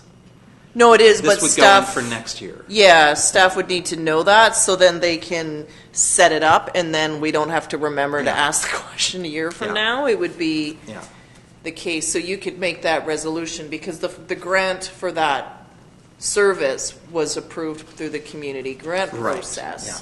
So it could be the case then that a resolution be set that starting 2020, that a line item for this in this amount be set. Okay. Yeah, we didn't determine any. We didn't come to any conclusions, but the ones that were cited were the Souk Food Bank Breakfast and After School Program, which is $6,000. Souk Crisis Center, $6,000. Intermunicipal Advisory Committee on Disability Issues at $200. And maybe something for the Souk Shelter Society were the ones we discussed. Okay.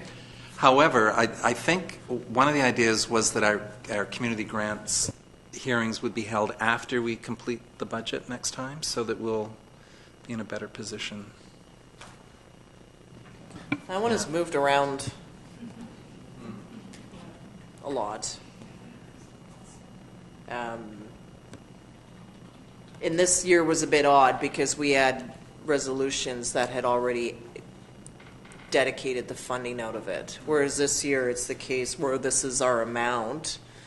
Really, I think form a citizens committee to kick it off maybe in December. Take a look at the line, and maybe come back with recommendations, receive the applications and vet it, and then make a resolution to council. And they could have several days, an idea would be several nights, so with so many per night as opposed to one long night. We had to sort of sit through one long night just to fit it into the time frame. But there's the downside has been that by moving it later than other groups miss funding deadlines, I don't know. I don't think there's an easy... And we did it twice a year, and then that didn't work either. And I think, as we noted earlier on, Your Worship, we've committed to bringing you back a grants policy, a new grants policy, which might answer some of these questions and present that information for your discussion. So what would be helpful to staff then? Like if we had funded grants this year out of community grants, and if there's an appetite by council to set it into like a specific line item, should we wait for that policy to come and then discuss which ones starting in 2020 should be line items? Because they're already funded for this year out of grants. So is that something you would want to see tonight? I think, I think it would be best if council hung on for that report to come forward. It would, one would hope, provide you with some grounding or a reminder, at least, of how of the expectations. Some grants are awarded, but organizations can only receive a grant for a period of time. So sometimes the association would time out, and if council wanted to provide ongoing support, for instance, for those things, they could insert that as a line item ongoing. But certainly the draft policy we would bring to you would be open for debate on your part, and it would be something you decide on. Okay, and just to follow up,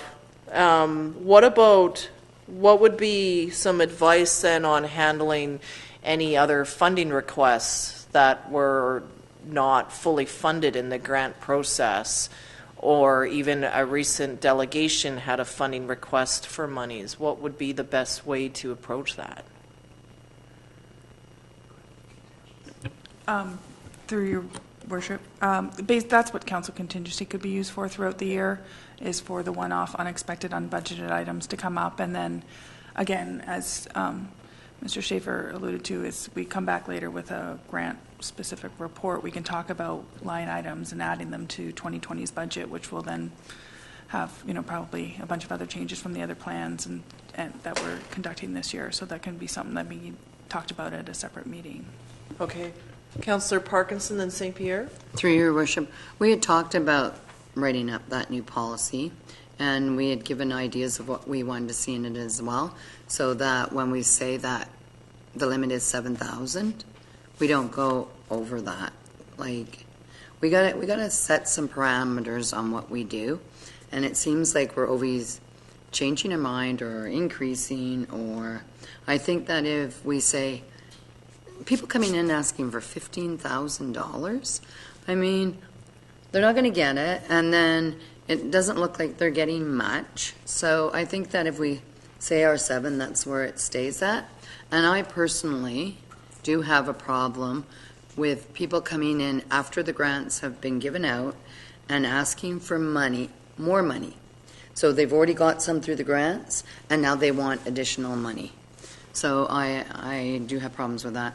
When you say one-off or something different, that to me means something off, right? Something that is different, not something that we continuously fund.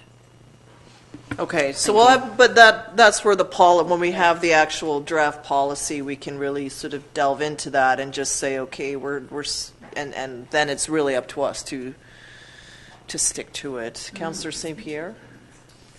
Through your worship, I think that one thing that I noticed during the community grants was that a number of items didn't seem like they were really grant items. It was more operational expenses for services, which seems like the community service agreements. And I think that there might be a room here in terms of the policy to do a little bit of triage and maybe say, okay, this is actually really community grant, and this is something that should be considered for a community service agreement. Things that come to mind are the crisis center, the prenatal. Although I know that we should be looking at the province for money for medical services, even so, there's a number of services. They're actually services. They're providing a service. They're not getting musical instruments or a one-off, which seems like a community grant thing where you wouldn't keep on doing it year after year because you don't have to. Yeah. Once you paid for it, it's there. It's an asset or whatever it is, or you're repairing something or maintaining. Those would be through community grants, but I think we really need to make a bit of a separation between those two items, because ongoing services to the community, where we're leveraging our volunteer assets to provide good benefit to the community with this money, makes a lot of sense, and it's not a grant. Yeah, and I don't really want to sink into it right now, because we're going to have that grant policy discussion come to us. So good ideas, and staff are capturing them. we're drifting off of our budget, so I want to get into that grant policy discussion, but I'd prefer to do it at a date when we actually have some materials, because right now I feel like just almost arguing with you on every point, and I don't want to get into that. Councillor McMath. When we pull stuff from the community grants and we pull it out and we make it a line item, personally, I would just like to see then the amount for the community grants adjust as well. So can you? So we've pulled out, so basically almost right below it. So there's the food bank, Philharmonic, Arts Council, bus shelter, all of those sorts of, they've become line items, and now we're looking at the food bank and potentially the crisis center. As they become line items, then I would like to see the community grants amount be adjusted for that pull. Like decreased? Correct. So if we pull and we say $7,000 is a line item for the crisis center from this point forward, that be taken away from the community grants amount. Okay. Yeah, we might end up, we might be totally in the, it might eliminate the grant program, but that'll be a discussion when we see that policy, because one argument just to counter that would be that, okay, this now has funding and that opens the pot up for other funding, because it always changes. There's something new and exciting every year.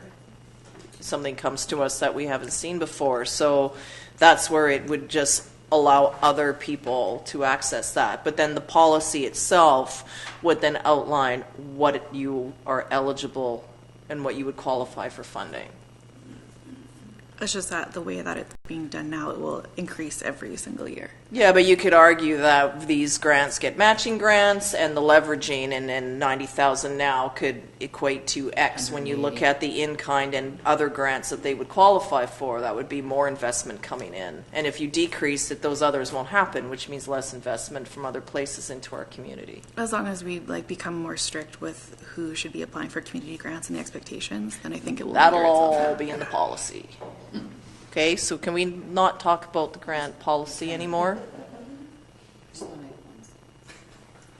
I just want to say an example would be the Arts Council.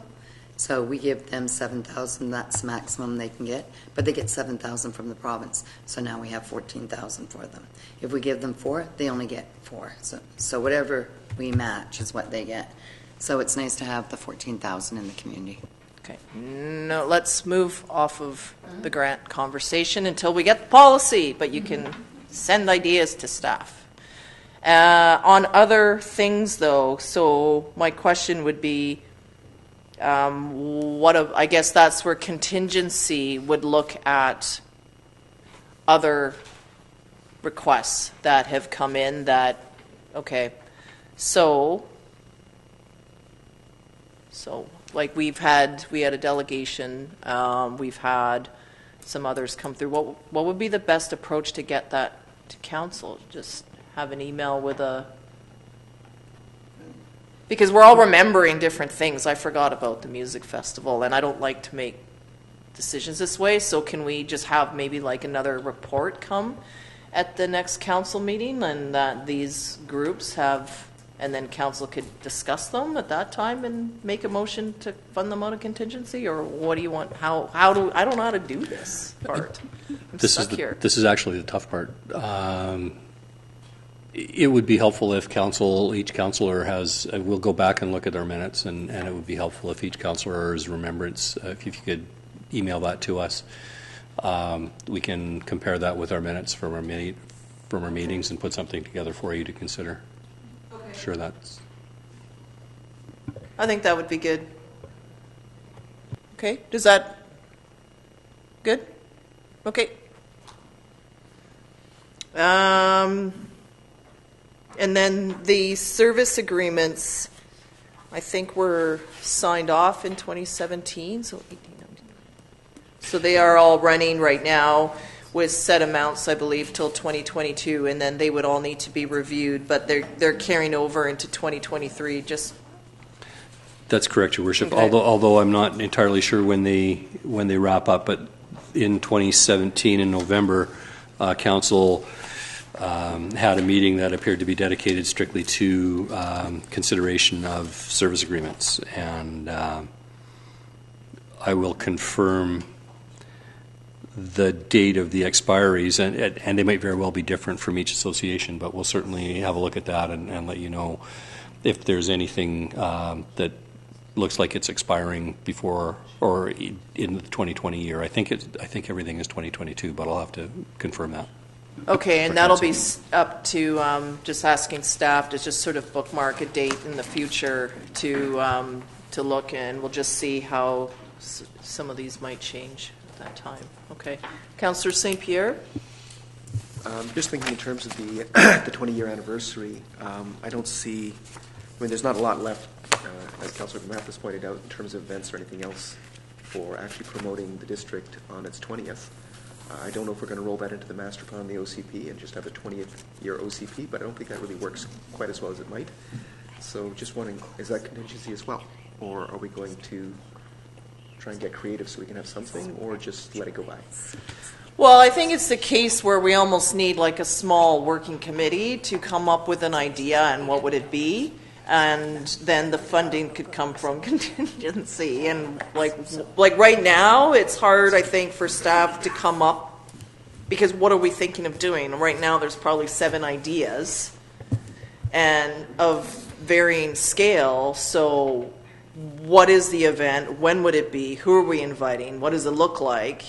We know why we're doing it. We're turning 20. But what is that? Like, is that a giant cake that we all jump out of, or what? Like, I don't know. So we would need to decide that before we can budget for it. Otherwise, we're just throwing a number and trying to plan an event because we have X amount of dollars. I'd rather see something form, and then we just fund it from contingency.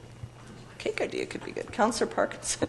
Through your worship, so for part of the 20th anniversary, Canada Day is part of that, because we're a full sponsor with the Lions for that. So a number of the events are geared around that. Communities in Bloom is part of the 20th anniversary, so that is going to be geared toward that. So there are a few events that are coming up. The Mayor's New Year's Levy was the start of it, so that's 3 events. No, that's not really part of the 20th anniversary. That's their event. We're not a sponsor with them. Like, we fund the Canada Day. We're listed with them all the way through, and also with the Christmas parade. So we figured that there will be probably about 7 events throughout the year that all go towards the 20th anniversary. Cool. Yeah, and then how many more you need, I don't know. Yeah, and then thank you, Councillor Parkinson, because then if it's like something outside of that, then it's like, what is it? Who's going to do it? What does it look like? And then if you think of something, look forward to you organizing. That's great. Councillor Bateman? Yeah, we just want to remember, I think the actual anniversary is December 21st or December 31st. December 1st. I think it's December 1st because that was the inaugural meeting, so I'm going with December 1st. Yeah, that's good. So maybe cake? December 1st. It's very exciting. And Your Worship, Ms. Royer Collard has put together a logo as well as some swag with the 20th on it, and we'll kick that towards you for the next meeting as well, so you can see what she's created. And certainly there will be money in the budget from some line item somewhere if council wishes to buy cake or have a celebration of some sort in council chambers. That would be, that's, you tell us to do it and we'll get it done. So. Okay. Councillor Parkinson. Through your worship. So just on that note, for the Canada Day, I was asked if I could secure the district soup pins for the Canada Day celebrations. So I was wondering if it was possible to have like 500 pins for that event. I have no idea how much they are, but okay. Perfect. Thank you. Okay, those are. Thank you. It's one of my chores then. Okay. Any other items on? So is that's it for council? Anything, questions on the council part? Does members of the public have any questions or comments on the council part? No. Okay. So moving on to CAO's office then, is that the next one? It is, Your Worship. Okay. On page 15, you'll find the CAO's office budget. You will, at one point hopefully the coming months, have a new CAO whose salary will be set at the level you see in the spreadsheet, and salary will very likely rise over a period of time by the percentage that management salaries rise, if any at all. Some of the items that are in the CAO's budget that are they're one-offs, but some of them will be paid out over a couple of years, would be the official community plan, even though that's pretty much planning show. The funding for that will come through the CAO's office. It's spread out over 3 years. It's a $50,000 expenditure plan for this year, $125,000 for next year, and $25,000 to complete the project in 2021.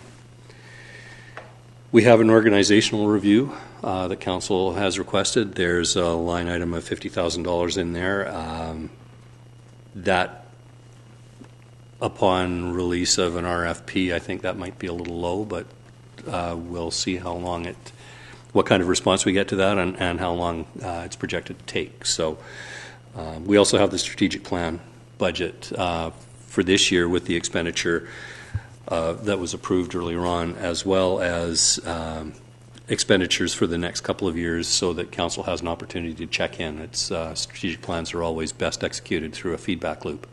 So there will be a check-in for how are we doing, what goals have we accomplished, which ones are we falling short on, and we've budgeted that for the next 3 years as well. Our legal funding comes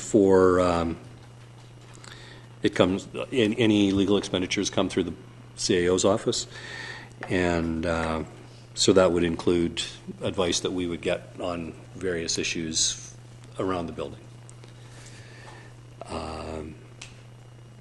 And the CAO's office also has an operating contingency that would assist in if a consultant is required to, for instance, if it's decided that it's more efficient to hire someone to consolidate the fees and charges bylaw, that could potentially, rather than pull someone off their regular duties, that might come out of the contingency. If there are any questions about the CAO's budgets, be happy to entertain them. Does this, maybe not, I thought advertising, was that in here or is that another place? I believe advertising is in corporate services, Your Worship, which is on page 16. Okay, we're not there yet. Okay, never mind. Councillor St. Peter. Two different items, actually, through Your Worship. I'm just curious about the legal, how close that was to the actuals that we've been experiencing. It was very close last year. I think we overspent that budget by only about $1,000, $1,600, which is pretty good. Very good. Actually.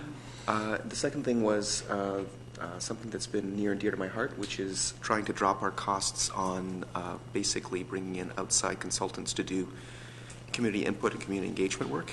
I think this might be the right time to discuss some sort of training for facilitators within community organizations to basically raise capacity within the community and ideally get better information more easily in the future. So basically an investment so that we can actually do this sort of work more cheaply forever after.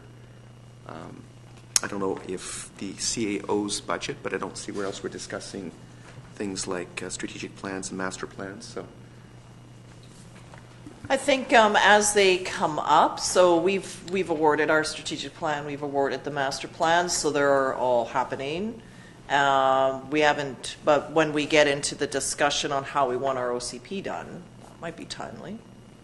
okay. Or any other sort of, next year's budget has a master plan for WIF and SPIT allocated. That might be an appropriate time. And then some of it can also be dealt with in our strategic planning cycle, perhaps, in terms of how how do we share the work that we're doing, or...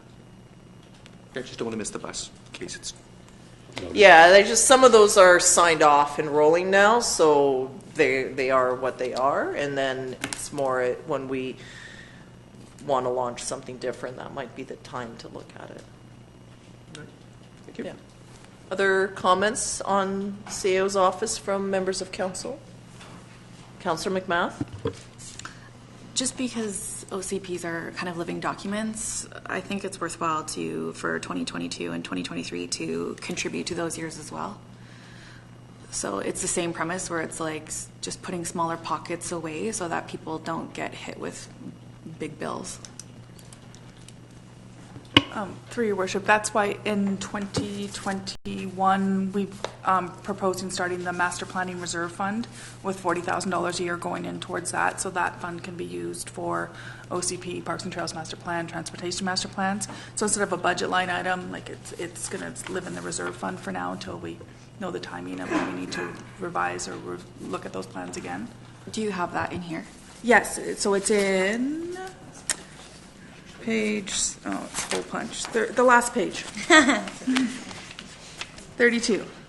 So the master plans reserve, you'll see in 2021, $40,000 Perfect. gets So added, so go it's towards those for things. these kind of items, start planning for them in the future. Excellent. Thank you. Anything else from members of council? Anything from members of the public? Okay. Office administration then.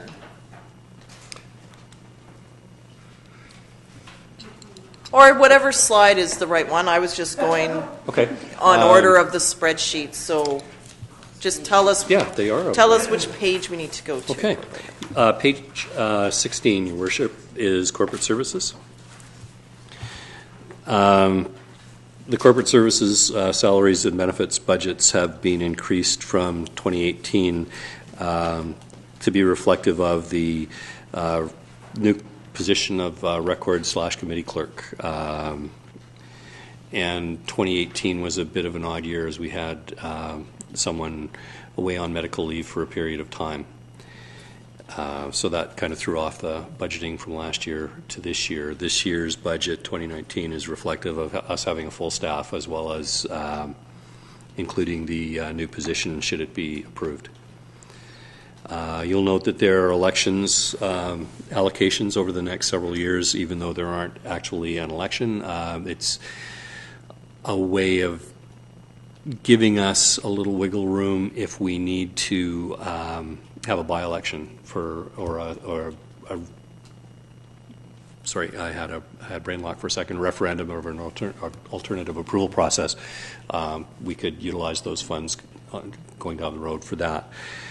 And it's a marker as well so that we don't forget that we actually have an election coming up in 4 years. So not that we could forget that, but one never knows. So that would be why there's and you'll note that in 2018 as well, if you have the documentation in front of you, we're over a little bit because in the elections budget we had previously contracted out the elections function. We brought it in-house in 2018 in order to build capacity going down the road. So it was a little bit more expensive this past year, but down the road it should be less expensive going forward because we'll have the knowledge in-house. That particular advertising budget that you noted earlier on, Your Worship, is designated specifically for legislative and legally mandated advertising, such as public hearing notices, anything that we're required to do by statute, and anything that council requires us to do by resolution. So if you were to direct us to take out a full page ad of the Times Colonist for a particular purpose, that would be the ad where that mind-boggling amount would come out of. So, our records management and off-site storage budget was slightly over in 2018, but that will be reduced as we pull boxes from off-site to review the destruction schedule, and to give that duty to the new records and committee clerk. As the number of we have destruction schedules. We don't keep everything forever, contrary to popular belief. There's things that are mandated to be shredded after a period of time. So that's where that particular budget item comes in for us. As well, the Corporate Service Department budget funds all of the district's general office supplies and postage. So when we do a big mail out for a rezoning or some such, the Corporate Services Department pays for that. Other than those things, Your Worship, there are no significant changes from 2018 to 2019. Councillor St. Pierre. Through Your Worship, just a very quick question again. What are the actuals for the communication budget from maybe last year?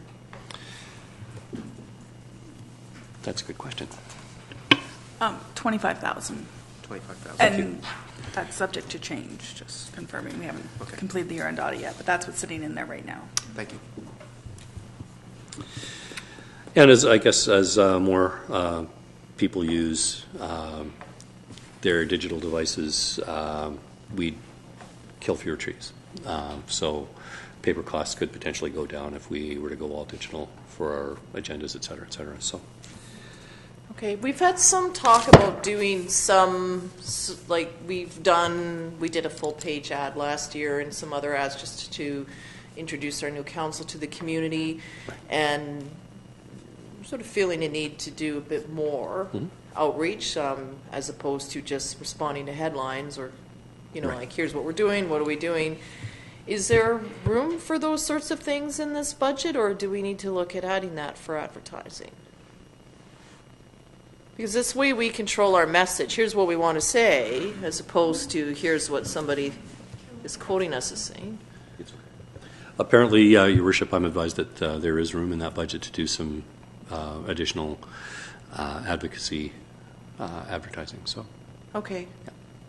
And that's subject. We'll obviously talk about that as time goes by for whatever messages we seek to get out in front of the public.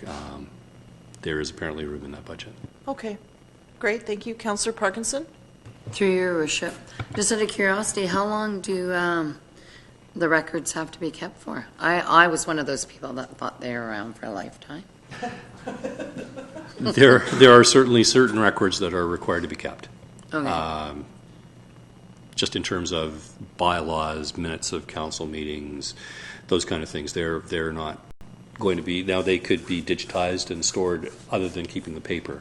Right. And it's keeping the paper that adds to the costs. Yeah. Other things are, so there are some finance, accounts payable, payroll things that are deleted after certain periods of time. Some of them 7 years. Right. So there's actually a pretty extensive list with a records schedule of destruction, creation through destruction.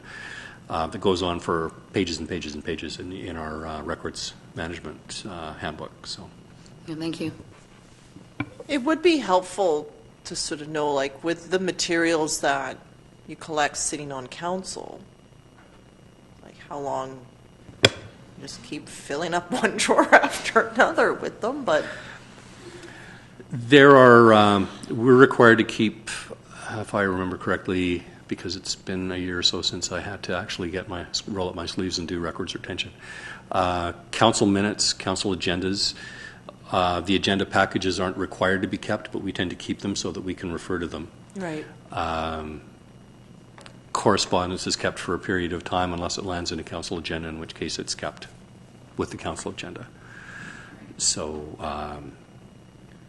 but as I say, there's an extensive list. I think you'll all start to... Yeah, I mean, even with the transition to electronic tools, like now I'm paying more for more iCloud storage and Dropbox because I'm filled up everything, like fill up the iPads. Like eventually you fill up the storage on that, so you transfer it all, and then the cloud gets full and you fill that up too, and then increase Dropbox, and then there's still like lots of paper stuff, but...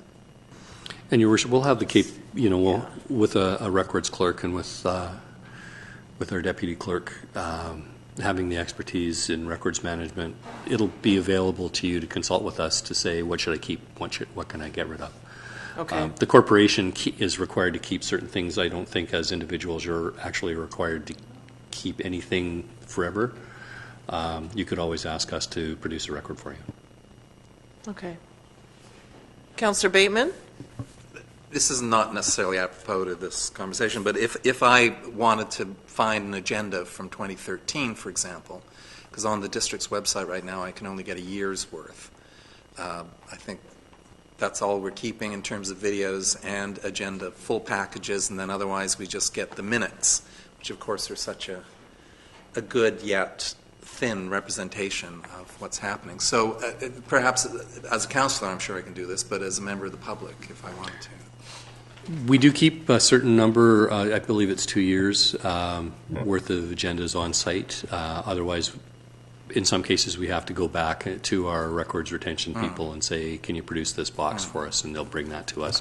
We can have that done within 24 hours. So, but it's just a matter of a request. And through you, Your Worship, I think this Communications Committee, one of its mandates might be to repopulate our district website. The City of Victoria, for example, I can go back and watch videos of meetings to 2014. I can see full agenda packages. And I don't know if our $5,000 website update is enough to create.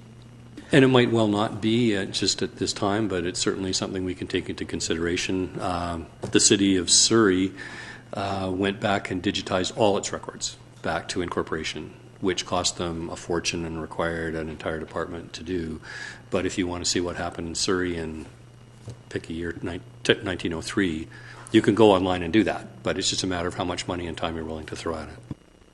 And that's a good point, Councillor Bateman. So we can look at that, and then it's also like how much memory does the website need to have to be able to support.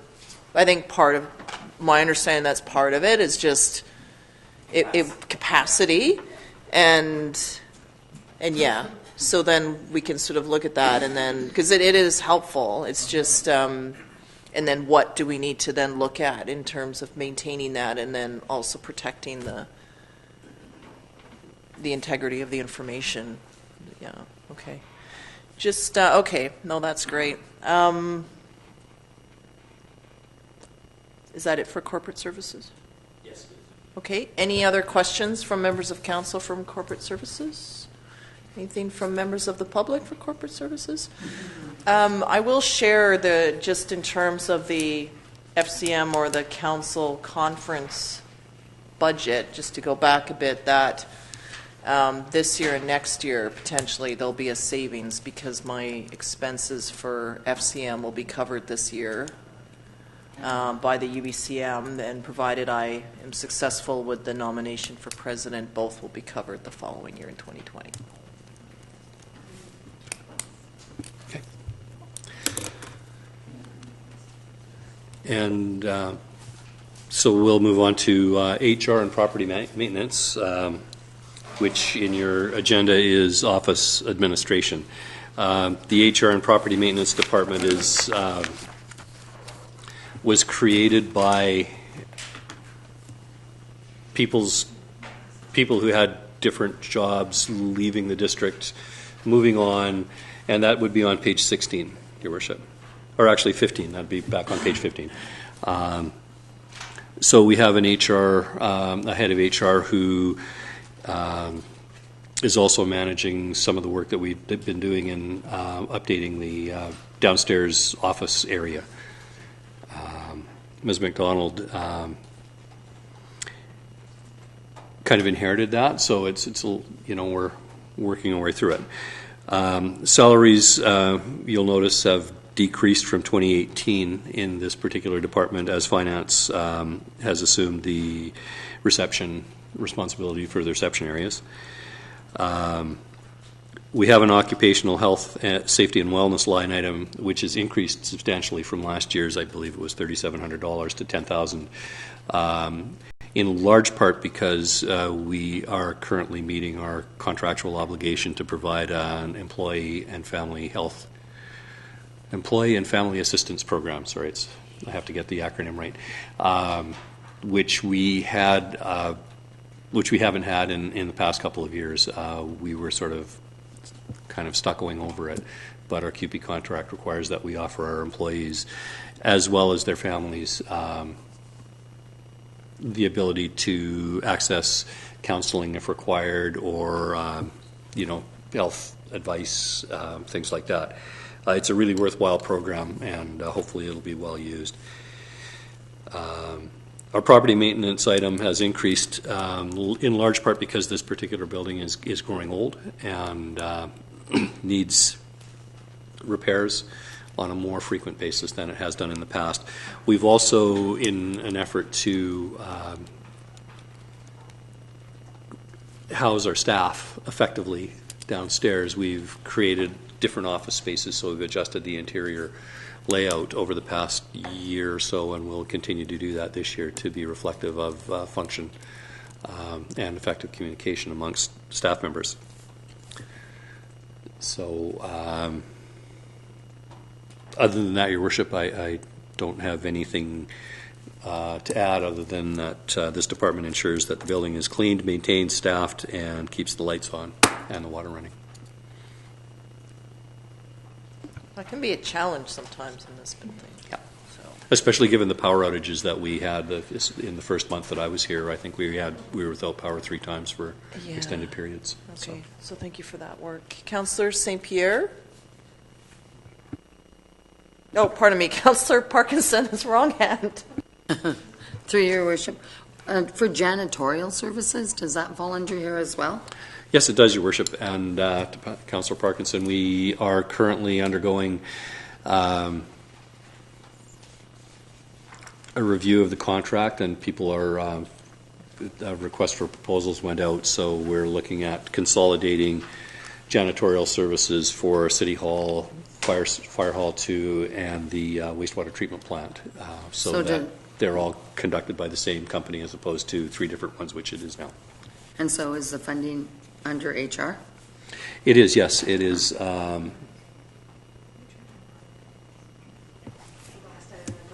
Property maintenance, yeah. Oh, it is property maintenance? Yes, it falls in there. I was looking for a specific one. I thought that was just the building, yeah. per se, fixing it. I thought that too, so. Okay, thank you. Councillor Bateman? Oh, I just saw the snow and ice removal. Would that relate to the building itself here on site? That is a good question. I believe that deals with just generally. Pardon me? It's just parking lot. Yeah, because it was parks related for sidewalks. McGregor Park parking lot. Yeah. So Parks has some responsibility for some city-owned property, but this particular budget deals with this one here. So. Yeah. Okay. Councillor St. Pierre? Through Your Worship, I was curious about the property maintenance and how that was handled, mostly because I do think that having an on-call carpenter would be a good plan, but I'm wondering how I've seen a lot of small repairs at the building department otherwise. Just wondering how that's being handled. The smaller repairs are dealt with. There's a contractor that we've used on a number of occasions. The individual redid the hallways downstairs, so we now have paint and floorboards and things like that are rather wainscoting that's brand new, and so that's done. It's not. We don't have that particular individual under contract on call, but it's certainly worth having a conversation to see if it's doable and desirable and how much it would cost. So. And just to add to that a little bit, there was talk this year of doing some sort of qualified supplier list where we can put an ad out and saying anyone who wants to do work for us can submit your resumes or work experience based on certain criteria. I know the development services team is looking at doing one of those as well, and I was like, well, I would like to do one too for stuff that you're mentioning here for jobs, small jobs we have around the office. It'd be nice to have a list of qualified people that we can, get 3 quotes on something and then contract it out that way, because that's currently not in place right now. So something we're definitely looking to do this year. Other questions on HR and property maintenance? Anything from members of the public? Okay. Thank you. Moving on, please. Okay, the last one is just me with finance, and I don't have just me. I don't have a slide. Slide. Because this is all my slide. No, finance is only the only increase to the budget from last year. So the changes in salaries is because the deputy director. This is on page 17, at the top of page 17. I'm referring to here. So the salary changes are just because the financial clerk and the deputy director role have been filled full-time this year, whereas last year they were prorated, so that's a slight increase over last year's budget in those line items. And then the only other increase over last year's spending is just to increase the professional development budget by $1,500, and that's just due to the fact that we do have a finance clerk here now and the deputy role is filled, so we're just anticipating a little bit more training and stuff needing to be offered to those. Other than that, the rest of the items are status quo from prior year. Okay. Sounds good. Questions from council? Anything from the public? No. Okay. One sort of general question, where do things like new office furniture or, if we have new people, new positions, where do those things fit in? Depending on the cost of the item, it's either a capital item or it's just in operating expense. Our IT department has a capital asset kind of replacement line item every year of approximately $26,000. So computers, desks, more expensive items like that would be funded through that. Other items, rulers and supplies, are just purchased through our regular office supplies budget. So we have had some early conversations just about making some modifications to the front entrance to allow for like a separate area for permitting and all that, like a different, is any sort of rental like that in here? Yes, that would come out of the property maintenance budget. It would come out of property maintenance budget. That's where maintenance those kind of budget. repairs come out of, yes. Okay. And then as office chairs fall apart or, that's all, there's contingency for those things. Yes, they're either coming out of a cap, depending on the cost. It'll Right. either be capitalized or else it's just an operating expense on an annual basis. So that budget's just managed and make sure we stay within the budget, obviously.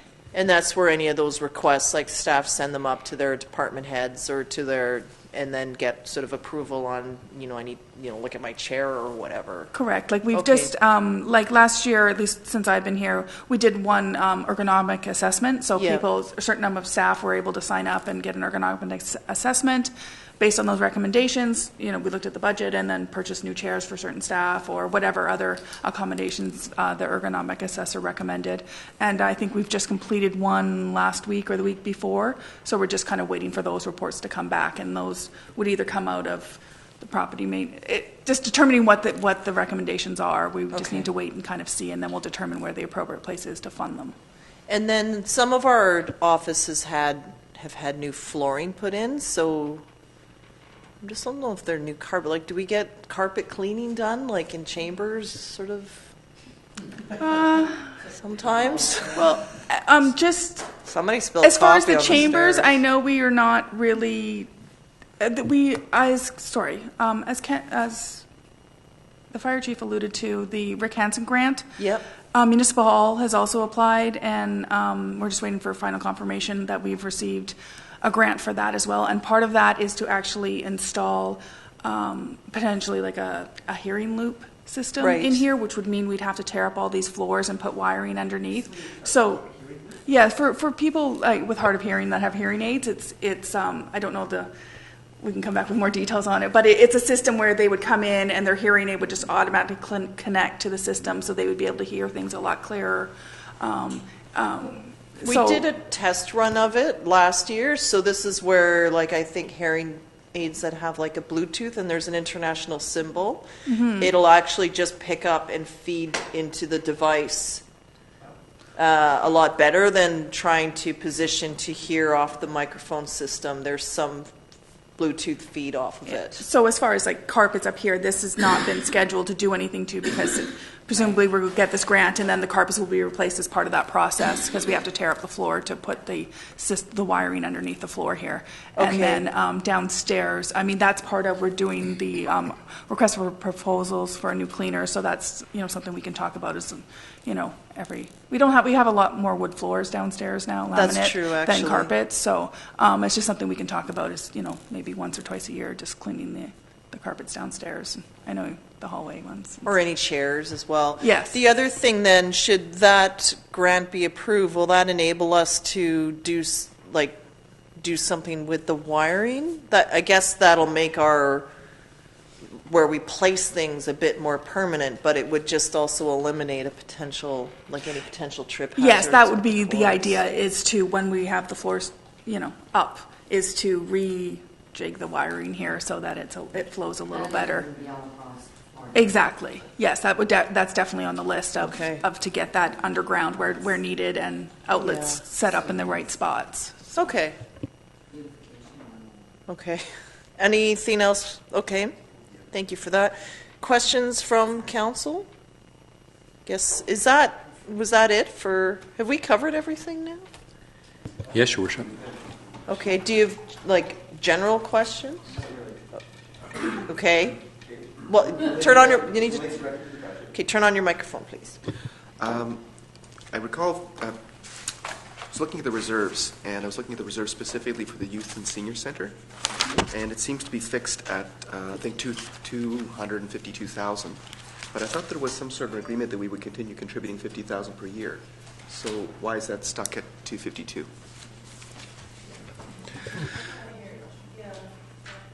Your Worship, there was a discussion about continuing to contribute that $50,000. However, there was no resolution to do so.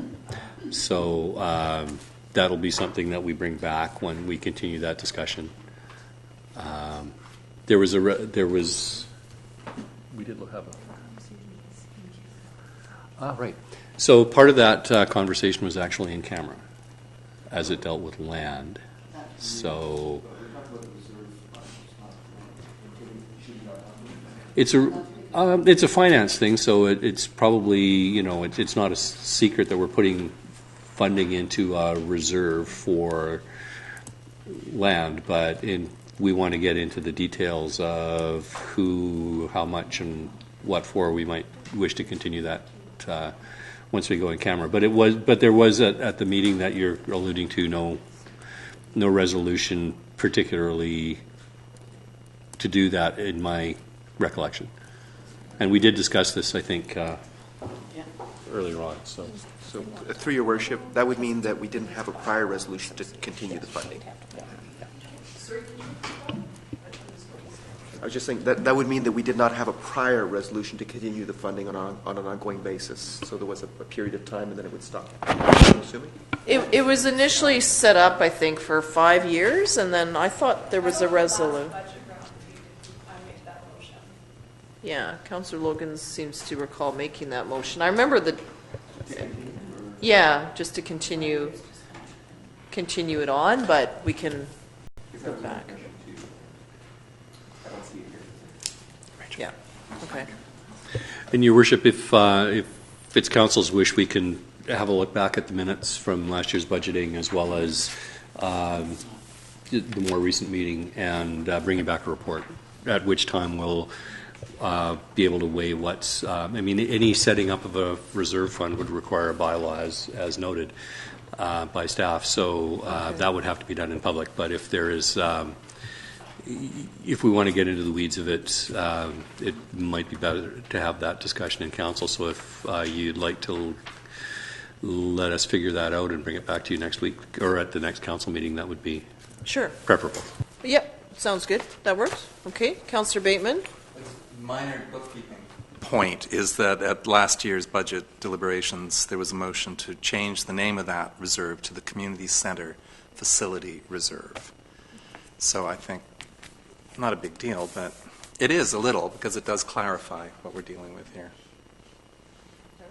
It was changed from community center to senior center. Oh. Well, I must have read my minutes wrong.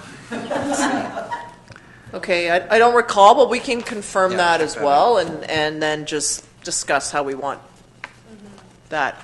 We should probably, and maybe set up some sort of policy that sort of sets out what that fund is and who, what, where, why, and how much. All those good points. Okay? Councillor McMath. I'm just looking at the reserve funds for sewer expansion reserve fund. There's nothing being allocated currently into that, and I would like to really like to see that.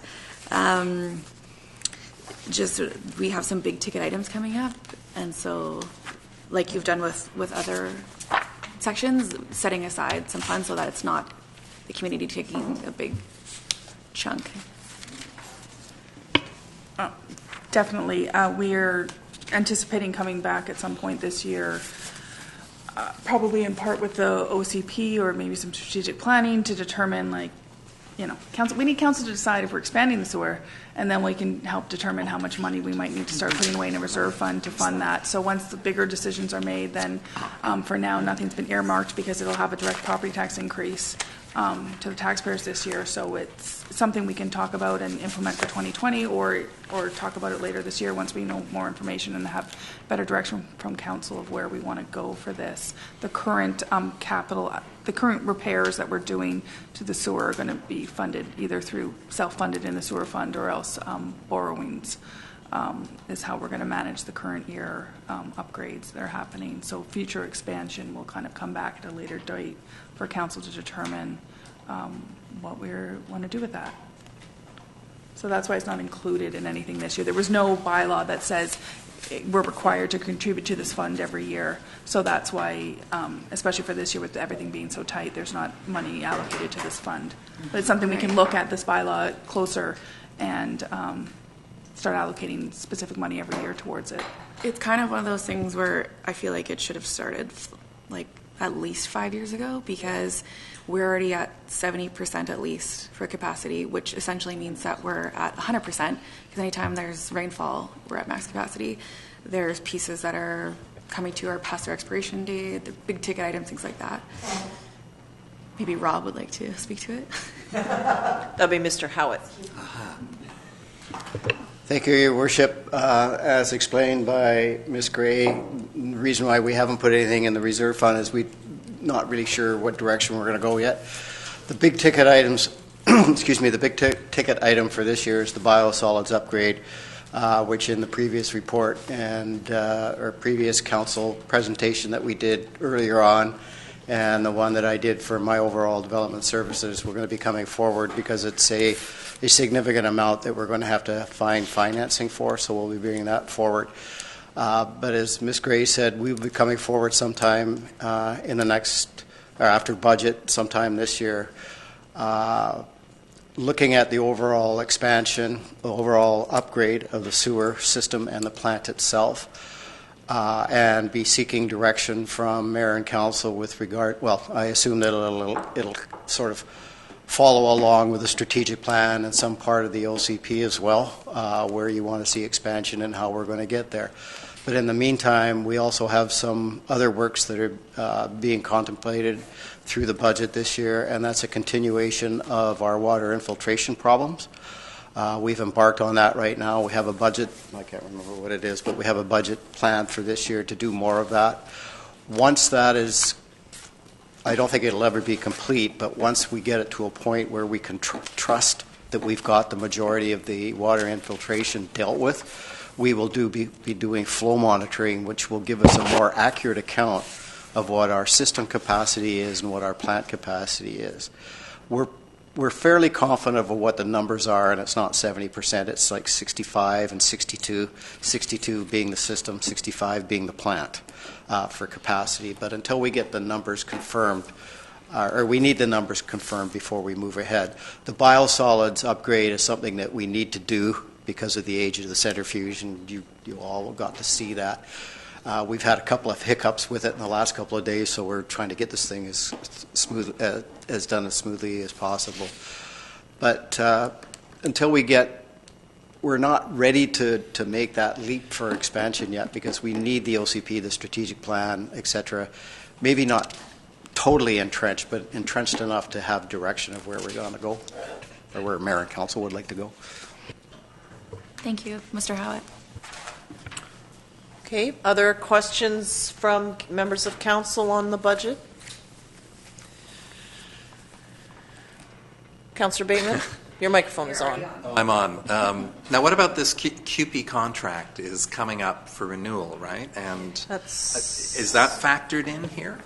Yes, through your worship. Yes, all the salaries budgets have an allocation for an estimated increase for the QP contract just based on what other municipalities have settled for. So that's factored into the 5-year budgets going forward. Right. Yeah. Okay, thank you.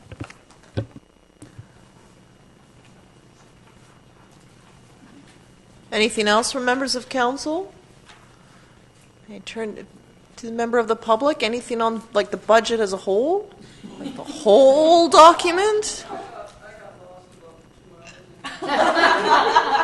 So what opportunities, like going forward now, so we may not need our special meeting that we had as overflow for tomorrow. And then now, what is our next steps in the budget planning here? I guess basically to determine if you want to make any revisions to this budget, which will affect the property tax percentage increase. Otherwise, this is the budget, and unless there's any further changes you would like to make to it, the next step would be to adopt the financial plan bylaw, and then go from there. But we do have an open house Yeah. scheduled. Oh, sorry. Apologies. Yes, on March 20th, we do have an open house scheduled from 3 to 7 p.m. Where the public can come and ask questions. My understanding is it's not well attended. So we've tried these a couple times before in prior years and hasn't really been well. But anyways, we have it scheduled. Would definitely encourage the public to come and have questions. We'll have representatives from the departments there to talk about specific projects, and then and go from there. If there's any significant changes that council feels like should change the budget, we can talk about that, or else other wish list items, we can determine where we could fund those from in the current budget before you. And that'll be held here in Chambers from 3 to 7. Staff will be here, and just like any sort of materials that you may have, but any presentations, or what were you sort of? We'll put a plan together for that open house. We'll have some computers set with the screens so that we can display, potentially answers to people's questions. We could create a couple of storyboard kind of things to put up. In terms of process, though, to get back to the process, we'll probably bring you back as soon as possible. Here we go. Right. So we'll bring you back that's just where I was going. We'll bring you back a bylaw on Monday so that you can have what it essentially is for the new councillors is a bylaw is a 1-page document essentially that says here's your financial plan. The financial plan is attached. After you give the bylaw first reading, there's an opportunity for you to make changes to it. After you give it second reading, you have a further opportunity to make changes to it. Between the meeting on the 11th and the meeting on the 25th, we'll have the Wednesday night open house so that you can hear from the public and then suggest further changes if you wish. As well, there is thanks, Jen. As well as there's a public input session on the 25th scheduled, so that if you're happy with the bylaw as it comes forward on the 25th, we will bring it back to you potentially for amendments. There will be a formal public input session further to the open house. And then in early April, after the appropriate amendments have been made, we'll bring you back the bylaw for final reading. Okay, thank you. Councillor McMath, St. Pierre. At the open house, can you in some way present the taxes that have been applied in like the last 10 years, just as a visual aid for people, because this is a fairly significant increase, and I just want something to help them see where it's coming from. Definitely, yes, we can have some historical, we can do, some more research and have some more documentation available just to kind of highlight the history of this and provide some analysis to anyone that comes by. For sure, we'll have that information available. Thank you. And then I'm not sure where we would post this, but just that tomorrow's meeting is canceled, just to let the rest of the public know. So, in case there's one more person that comes tomorrow.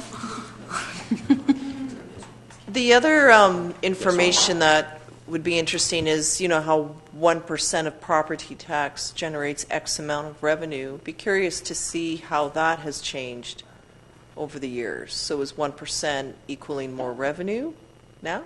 You'd think it should with growth, but is it? I'd like to see that. And what has it been? Because I seem to have a memory of it being 70,000, but that could just be a number that I think it was and hasn't been. Because now 1% is about 80. $76,000 of expenses represents a 1% property tax increase. Sorry, can you repeat that? $76,000 of expenses represents a 1% property tax increase. Oh, I see. Okay, I'm not even saying this right. It goes 1% in taxes. Yeah, I did backwards. So 1% of property taxes equals 76,000 of municipal expenses. Correct. Right? So I'd just be curious to see how that number has changed over the years. I thought it was 80,000. That's wrong. Okay. Councillor Parkinson. Through your worship. So what is the actual budget increase that we're looking at with this plan right here? In total, In total, it's 1.97 million. The budget the increase. percentage. Oh, for percentage. people. Percentage. Sorry. So What are the people looking at? the total property tax increase is 7.17%. Right. And out of that, 1.06% is solely just because of the employer health tax, because that's an additional $81,000 we have to pay this year that we wouldn't have had to pay before. What's that for? Sorry. The employer health tax. So the province changed the way MSP Right. is funded. So unfortunately for this year, they're double dipping a little bit, and we have to pay the MSP premiums on top of the employer health tax. And I covered this a little bit on day one of this. Not every employee had their MSP premiums paid by the district. Spouses have paid for them, but now Right. every salary dollar we have is 1.95% for the employer health tax is added on to that. So that's just an additional cost added on there. So that represents 1.06 of that 7.17 alone. And then just other plans and things. So what we did tonight, we just increased by 3,000 or $500 or whatever, right? So there were no increases. Pardon me? We decreased contingency, so there's no Okay. change. So there was nothing. Nothing We didn't was- do anything, right? Correct. Yeah. So what was discussed today, the $3,000 increase in the line item of 3,000, I'll just reduce contingency by that. And so just to further elaborate, the 7.17 represents approximately $87.41 per household, and out of that number, $12.94 is for the employer health tax alone. Right. So. People won't see it that way, though. Okay, Councillor St. Pierre. I know that I found the whole process illuminating, and I know that previous to this I did not have nearly the understanding I do of what's going into this. I was going to suggest that it might be a really good idea for any one of the councillors to maybe share with whoever's going to be in charge of the presentations to the public some of their insights that they might want to share with the public, because I didn't understand a great deal. And I think it's worthwhile to try and share that with the public so they have a better understanding of where their money's going. My understanding of like 42%. I think 42% is what we keep of the money collected. That's actually our budget, 42% of what's collected. So that's a very interesting statistic in itself, and that I did not realize. But little things like that might actually just help understanding. Councillor Logans. One of the helpful things that I find is the website where I think Mr. Blackball was Blackhall was responsible in conjunction with the staff here to create a system online where you can plunk in how much your taxes are, and it actually shows you exactly what you're spending on policing and on CAO's office and on council budget items and that sort of thing. So it's been a really helpful resource to see exactly where your money is going. And another thing that I guess when I first joined council, the numbers did scare me quite a bit because they were, I mean, I think I was looking at, where was I? Yeah, 7% and that sort of thing in the future, and we were working on a 0% budget at the time. So it's just interesting looking back on the numbers. They're all on our website as well. In 2013 through to 16, we were under 2%. Well, 2013 was 1.8, 2014 0.21, 2015 0%, 2016 0.85. These are pennies that were wasted, really. When the city budget tax increase falls below the cost of living, it's kind of ridiculous. And looking back on that, I know I wasn't there for all of it, and I certainly didn't understand the process when I first started, but it's a bit ridiculous that we allowed that to happen as a community. Because now what's happening is that people are buying, like first-time home buyers in a housing crisis are faced with the larger increases, and yes, it may just be $80, but that could have been $40 if we'd spread it out over the years. So now people just getting into the housing market are faced with paying those fees that should have been paid by everyone. So while it may sound a bit scary to some that we're jumping into 7-8%, I hope that it's not too frightening, and hopefully we're able to balance things out as the years go on. But this is a bubble that's been pushed along for years, and it's been so clear to see. Thank you, Councillor Logans. Councillor Bateman. Okay, and to follow up on that, if you go back 4 earlier years, you've got a 0%, a 1.59, a 0.02, and a 0% in 2015. So yes, future taxpayers were being asked to. Okay, so I've been pitching it to this tax increase to some of my friends and colleagues and just random people. This is $7.28 a month, and for that we're getting 6 essential new staff positions, including a career firefighter. We're dealing with this. Since I started watching council, red tape holdups in our building department has been a common thread since 2011. And now that we're going to deal with that with a municipal engineer and these 2 new chief building official. We're going to have planning documents for the next 5 and 10 years, are a very critical need at this moment. The employer health tax. Yeah, so, and there's a number of other items here too, including councillor salaries increase at a 0.25 tax increase. So hopefully we'll earn our... Should I stop now? Okay, I will. Thank you. You could share that the public have brought forward their recommendation on what our salary should be, and we managed to whittle it down from what was proposed. So... Councillor Parkinson. And I was just going to say, in regards to Councillor Bateman, and prior to that, the tax increase was 25%, which we put up when I was on council.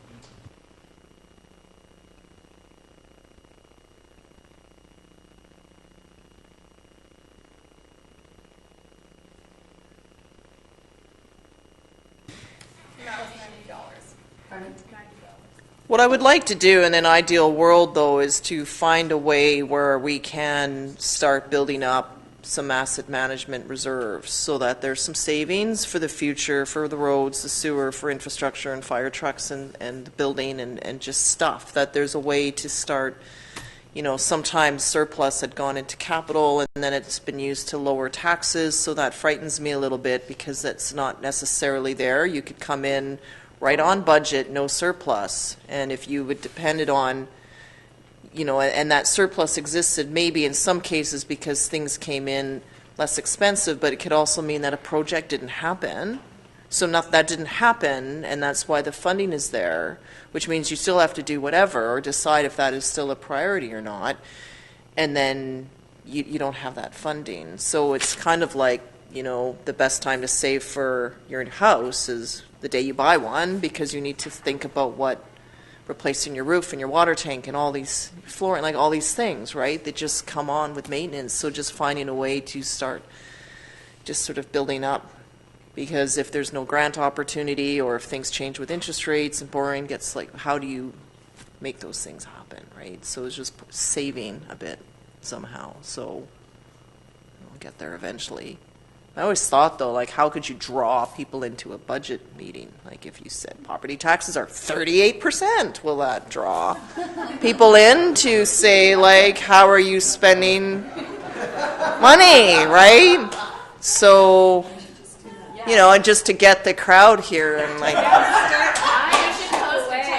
and then, it's 71.7% budget increase to draw in a crowd. But I remember talking to another mayor. They had something happen and they were dealing with a 25% tax increase, and he was outside with a sign and trying to get people in, and nobody was coming in. And he's like, okay, then I guess this is okay. But usually it's when I think people get the bill and they see how it all comes down, and then there's a portion of ours, and then there's portions that go to other entities, and that's when sort of the reality is. But then, and we sort of know sometimes what some of these are, but how does it all compute to me depends on my home and when I open it, right? So maybe that's what we do. 50% tax increase. Draw everyone in and kidding, it's just 5. Councillor St. Pierre. I just wanted to clarify, based on what Mr. Schaefer was saying, there's not a decision to be made on the budget tonight. All right, so how do we actually move forward to the next item? All right, so we're going to do that. I just wanted to give everyone opportunity to ask any questions, because this staff need to know that so they can prep the bylaw and prep for the open house and start planning for all the many, many people that will come that day. I'll be there, but I'll be late because I'm at a CRD board meeting, so I'll come by after that's done and I get through traffic. Councillor McMath has another question about the budget. You're probably already doing this, but we are putting towards a fairly big chunk of change to keep the amount down to the public. Can you post that or have that there sort of in simplistic terms to show them what it potentially could have been, but what it's actually going to be?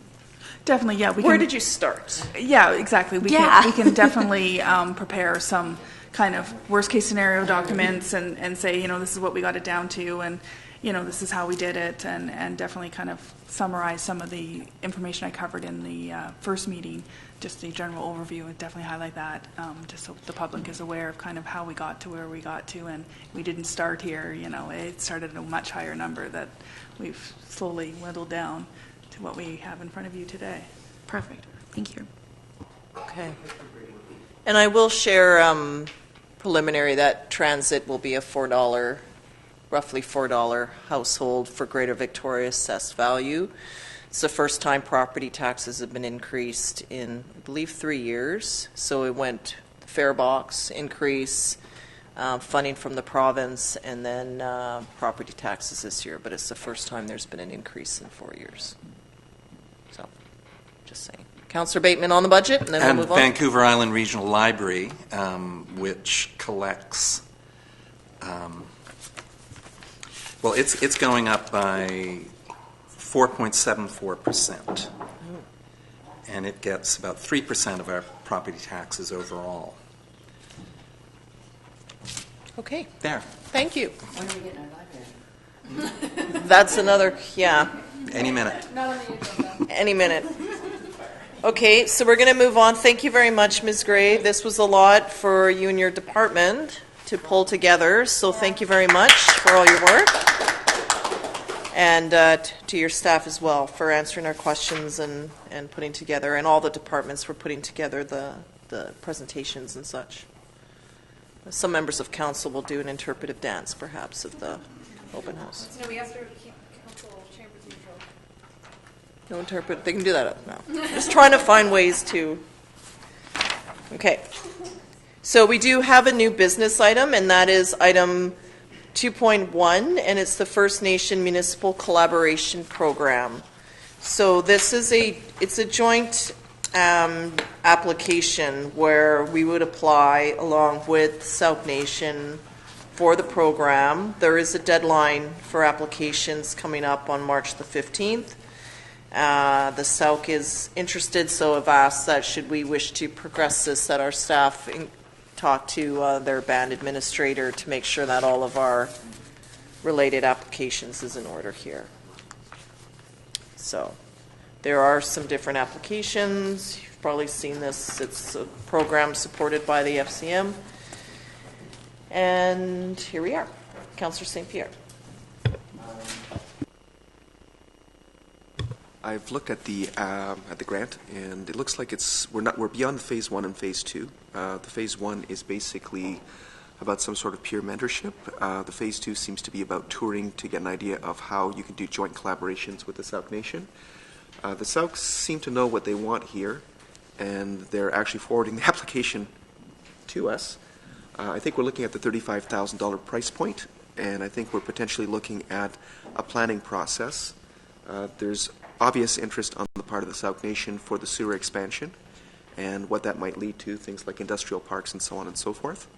So I think it might behoove us to contact their council, see how far along they are in terms of putting something like this together, and see how it could work. Councillor Parkinson? So we endorse the Sauk Nation to do this. Do we have to send in a part of the application ourselves, or is it a joint application? It's a joint application, so we both need to sign off on it together, and that's part of that, yeah. So I think the case is that we could pass this resolution, our staff could reach out to the Sauk, and then just so that we know what they have in mind, and then we still have time next Monday just to report back that this is the application and how it's going forward there. Councillor Parkinson? Through your worship, so on this motion here, should we include ourselves into it, that it's a joint venture? This makes it sound like it's just them. Right, that council endorse the joint Sauk's / District of Sauk. Correct. That, if you can, yeah. That council endorse the, maybe put joint application. Submit, perhaps? No. With the Sauk First Nations to apply and participate in the CDI program. Does that work? Did that council endorse the joint application? Sauk First Nations? An alternative wording might be that council direct staff to make a joint application with the Sauk First Nation to apply and participate in the CEDI program. I like it. What he said, please.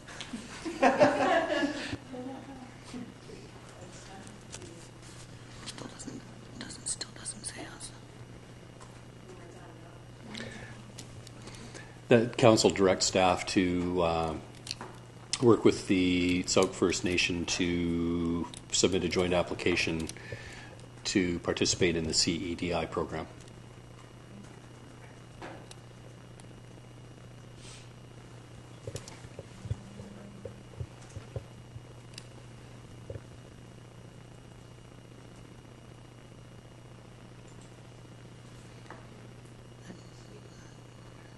That council direct staff, right? Yep. Yes, the council staff. Yeah. Council, yeah. To work on with. Direct staff to work with the Sauk First Nations to submit a joint application for For participation. In that Now we're all wordsmithing and staring at the writer. To submit a joint application to participate, okay, that council directs staff to work with the South First Nations to submit a joint application to participate in the CDI program. Move recommendation. It's moved by Councillor Parkinson, seconded by Councillor St. Pierre. Thanks, buddy. And then, okay. We'll get on You'll that tomorrow. report back. Yep. Okay.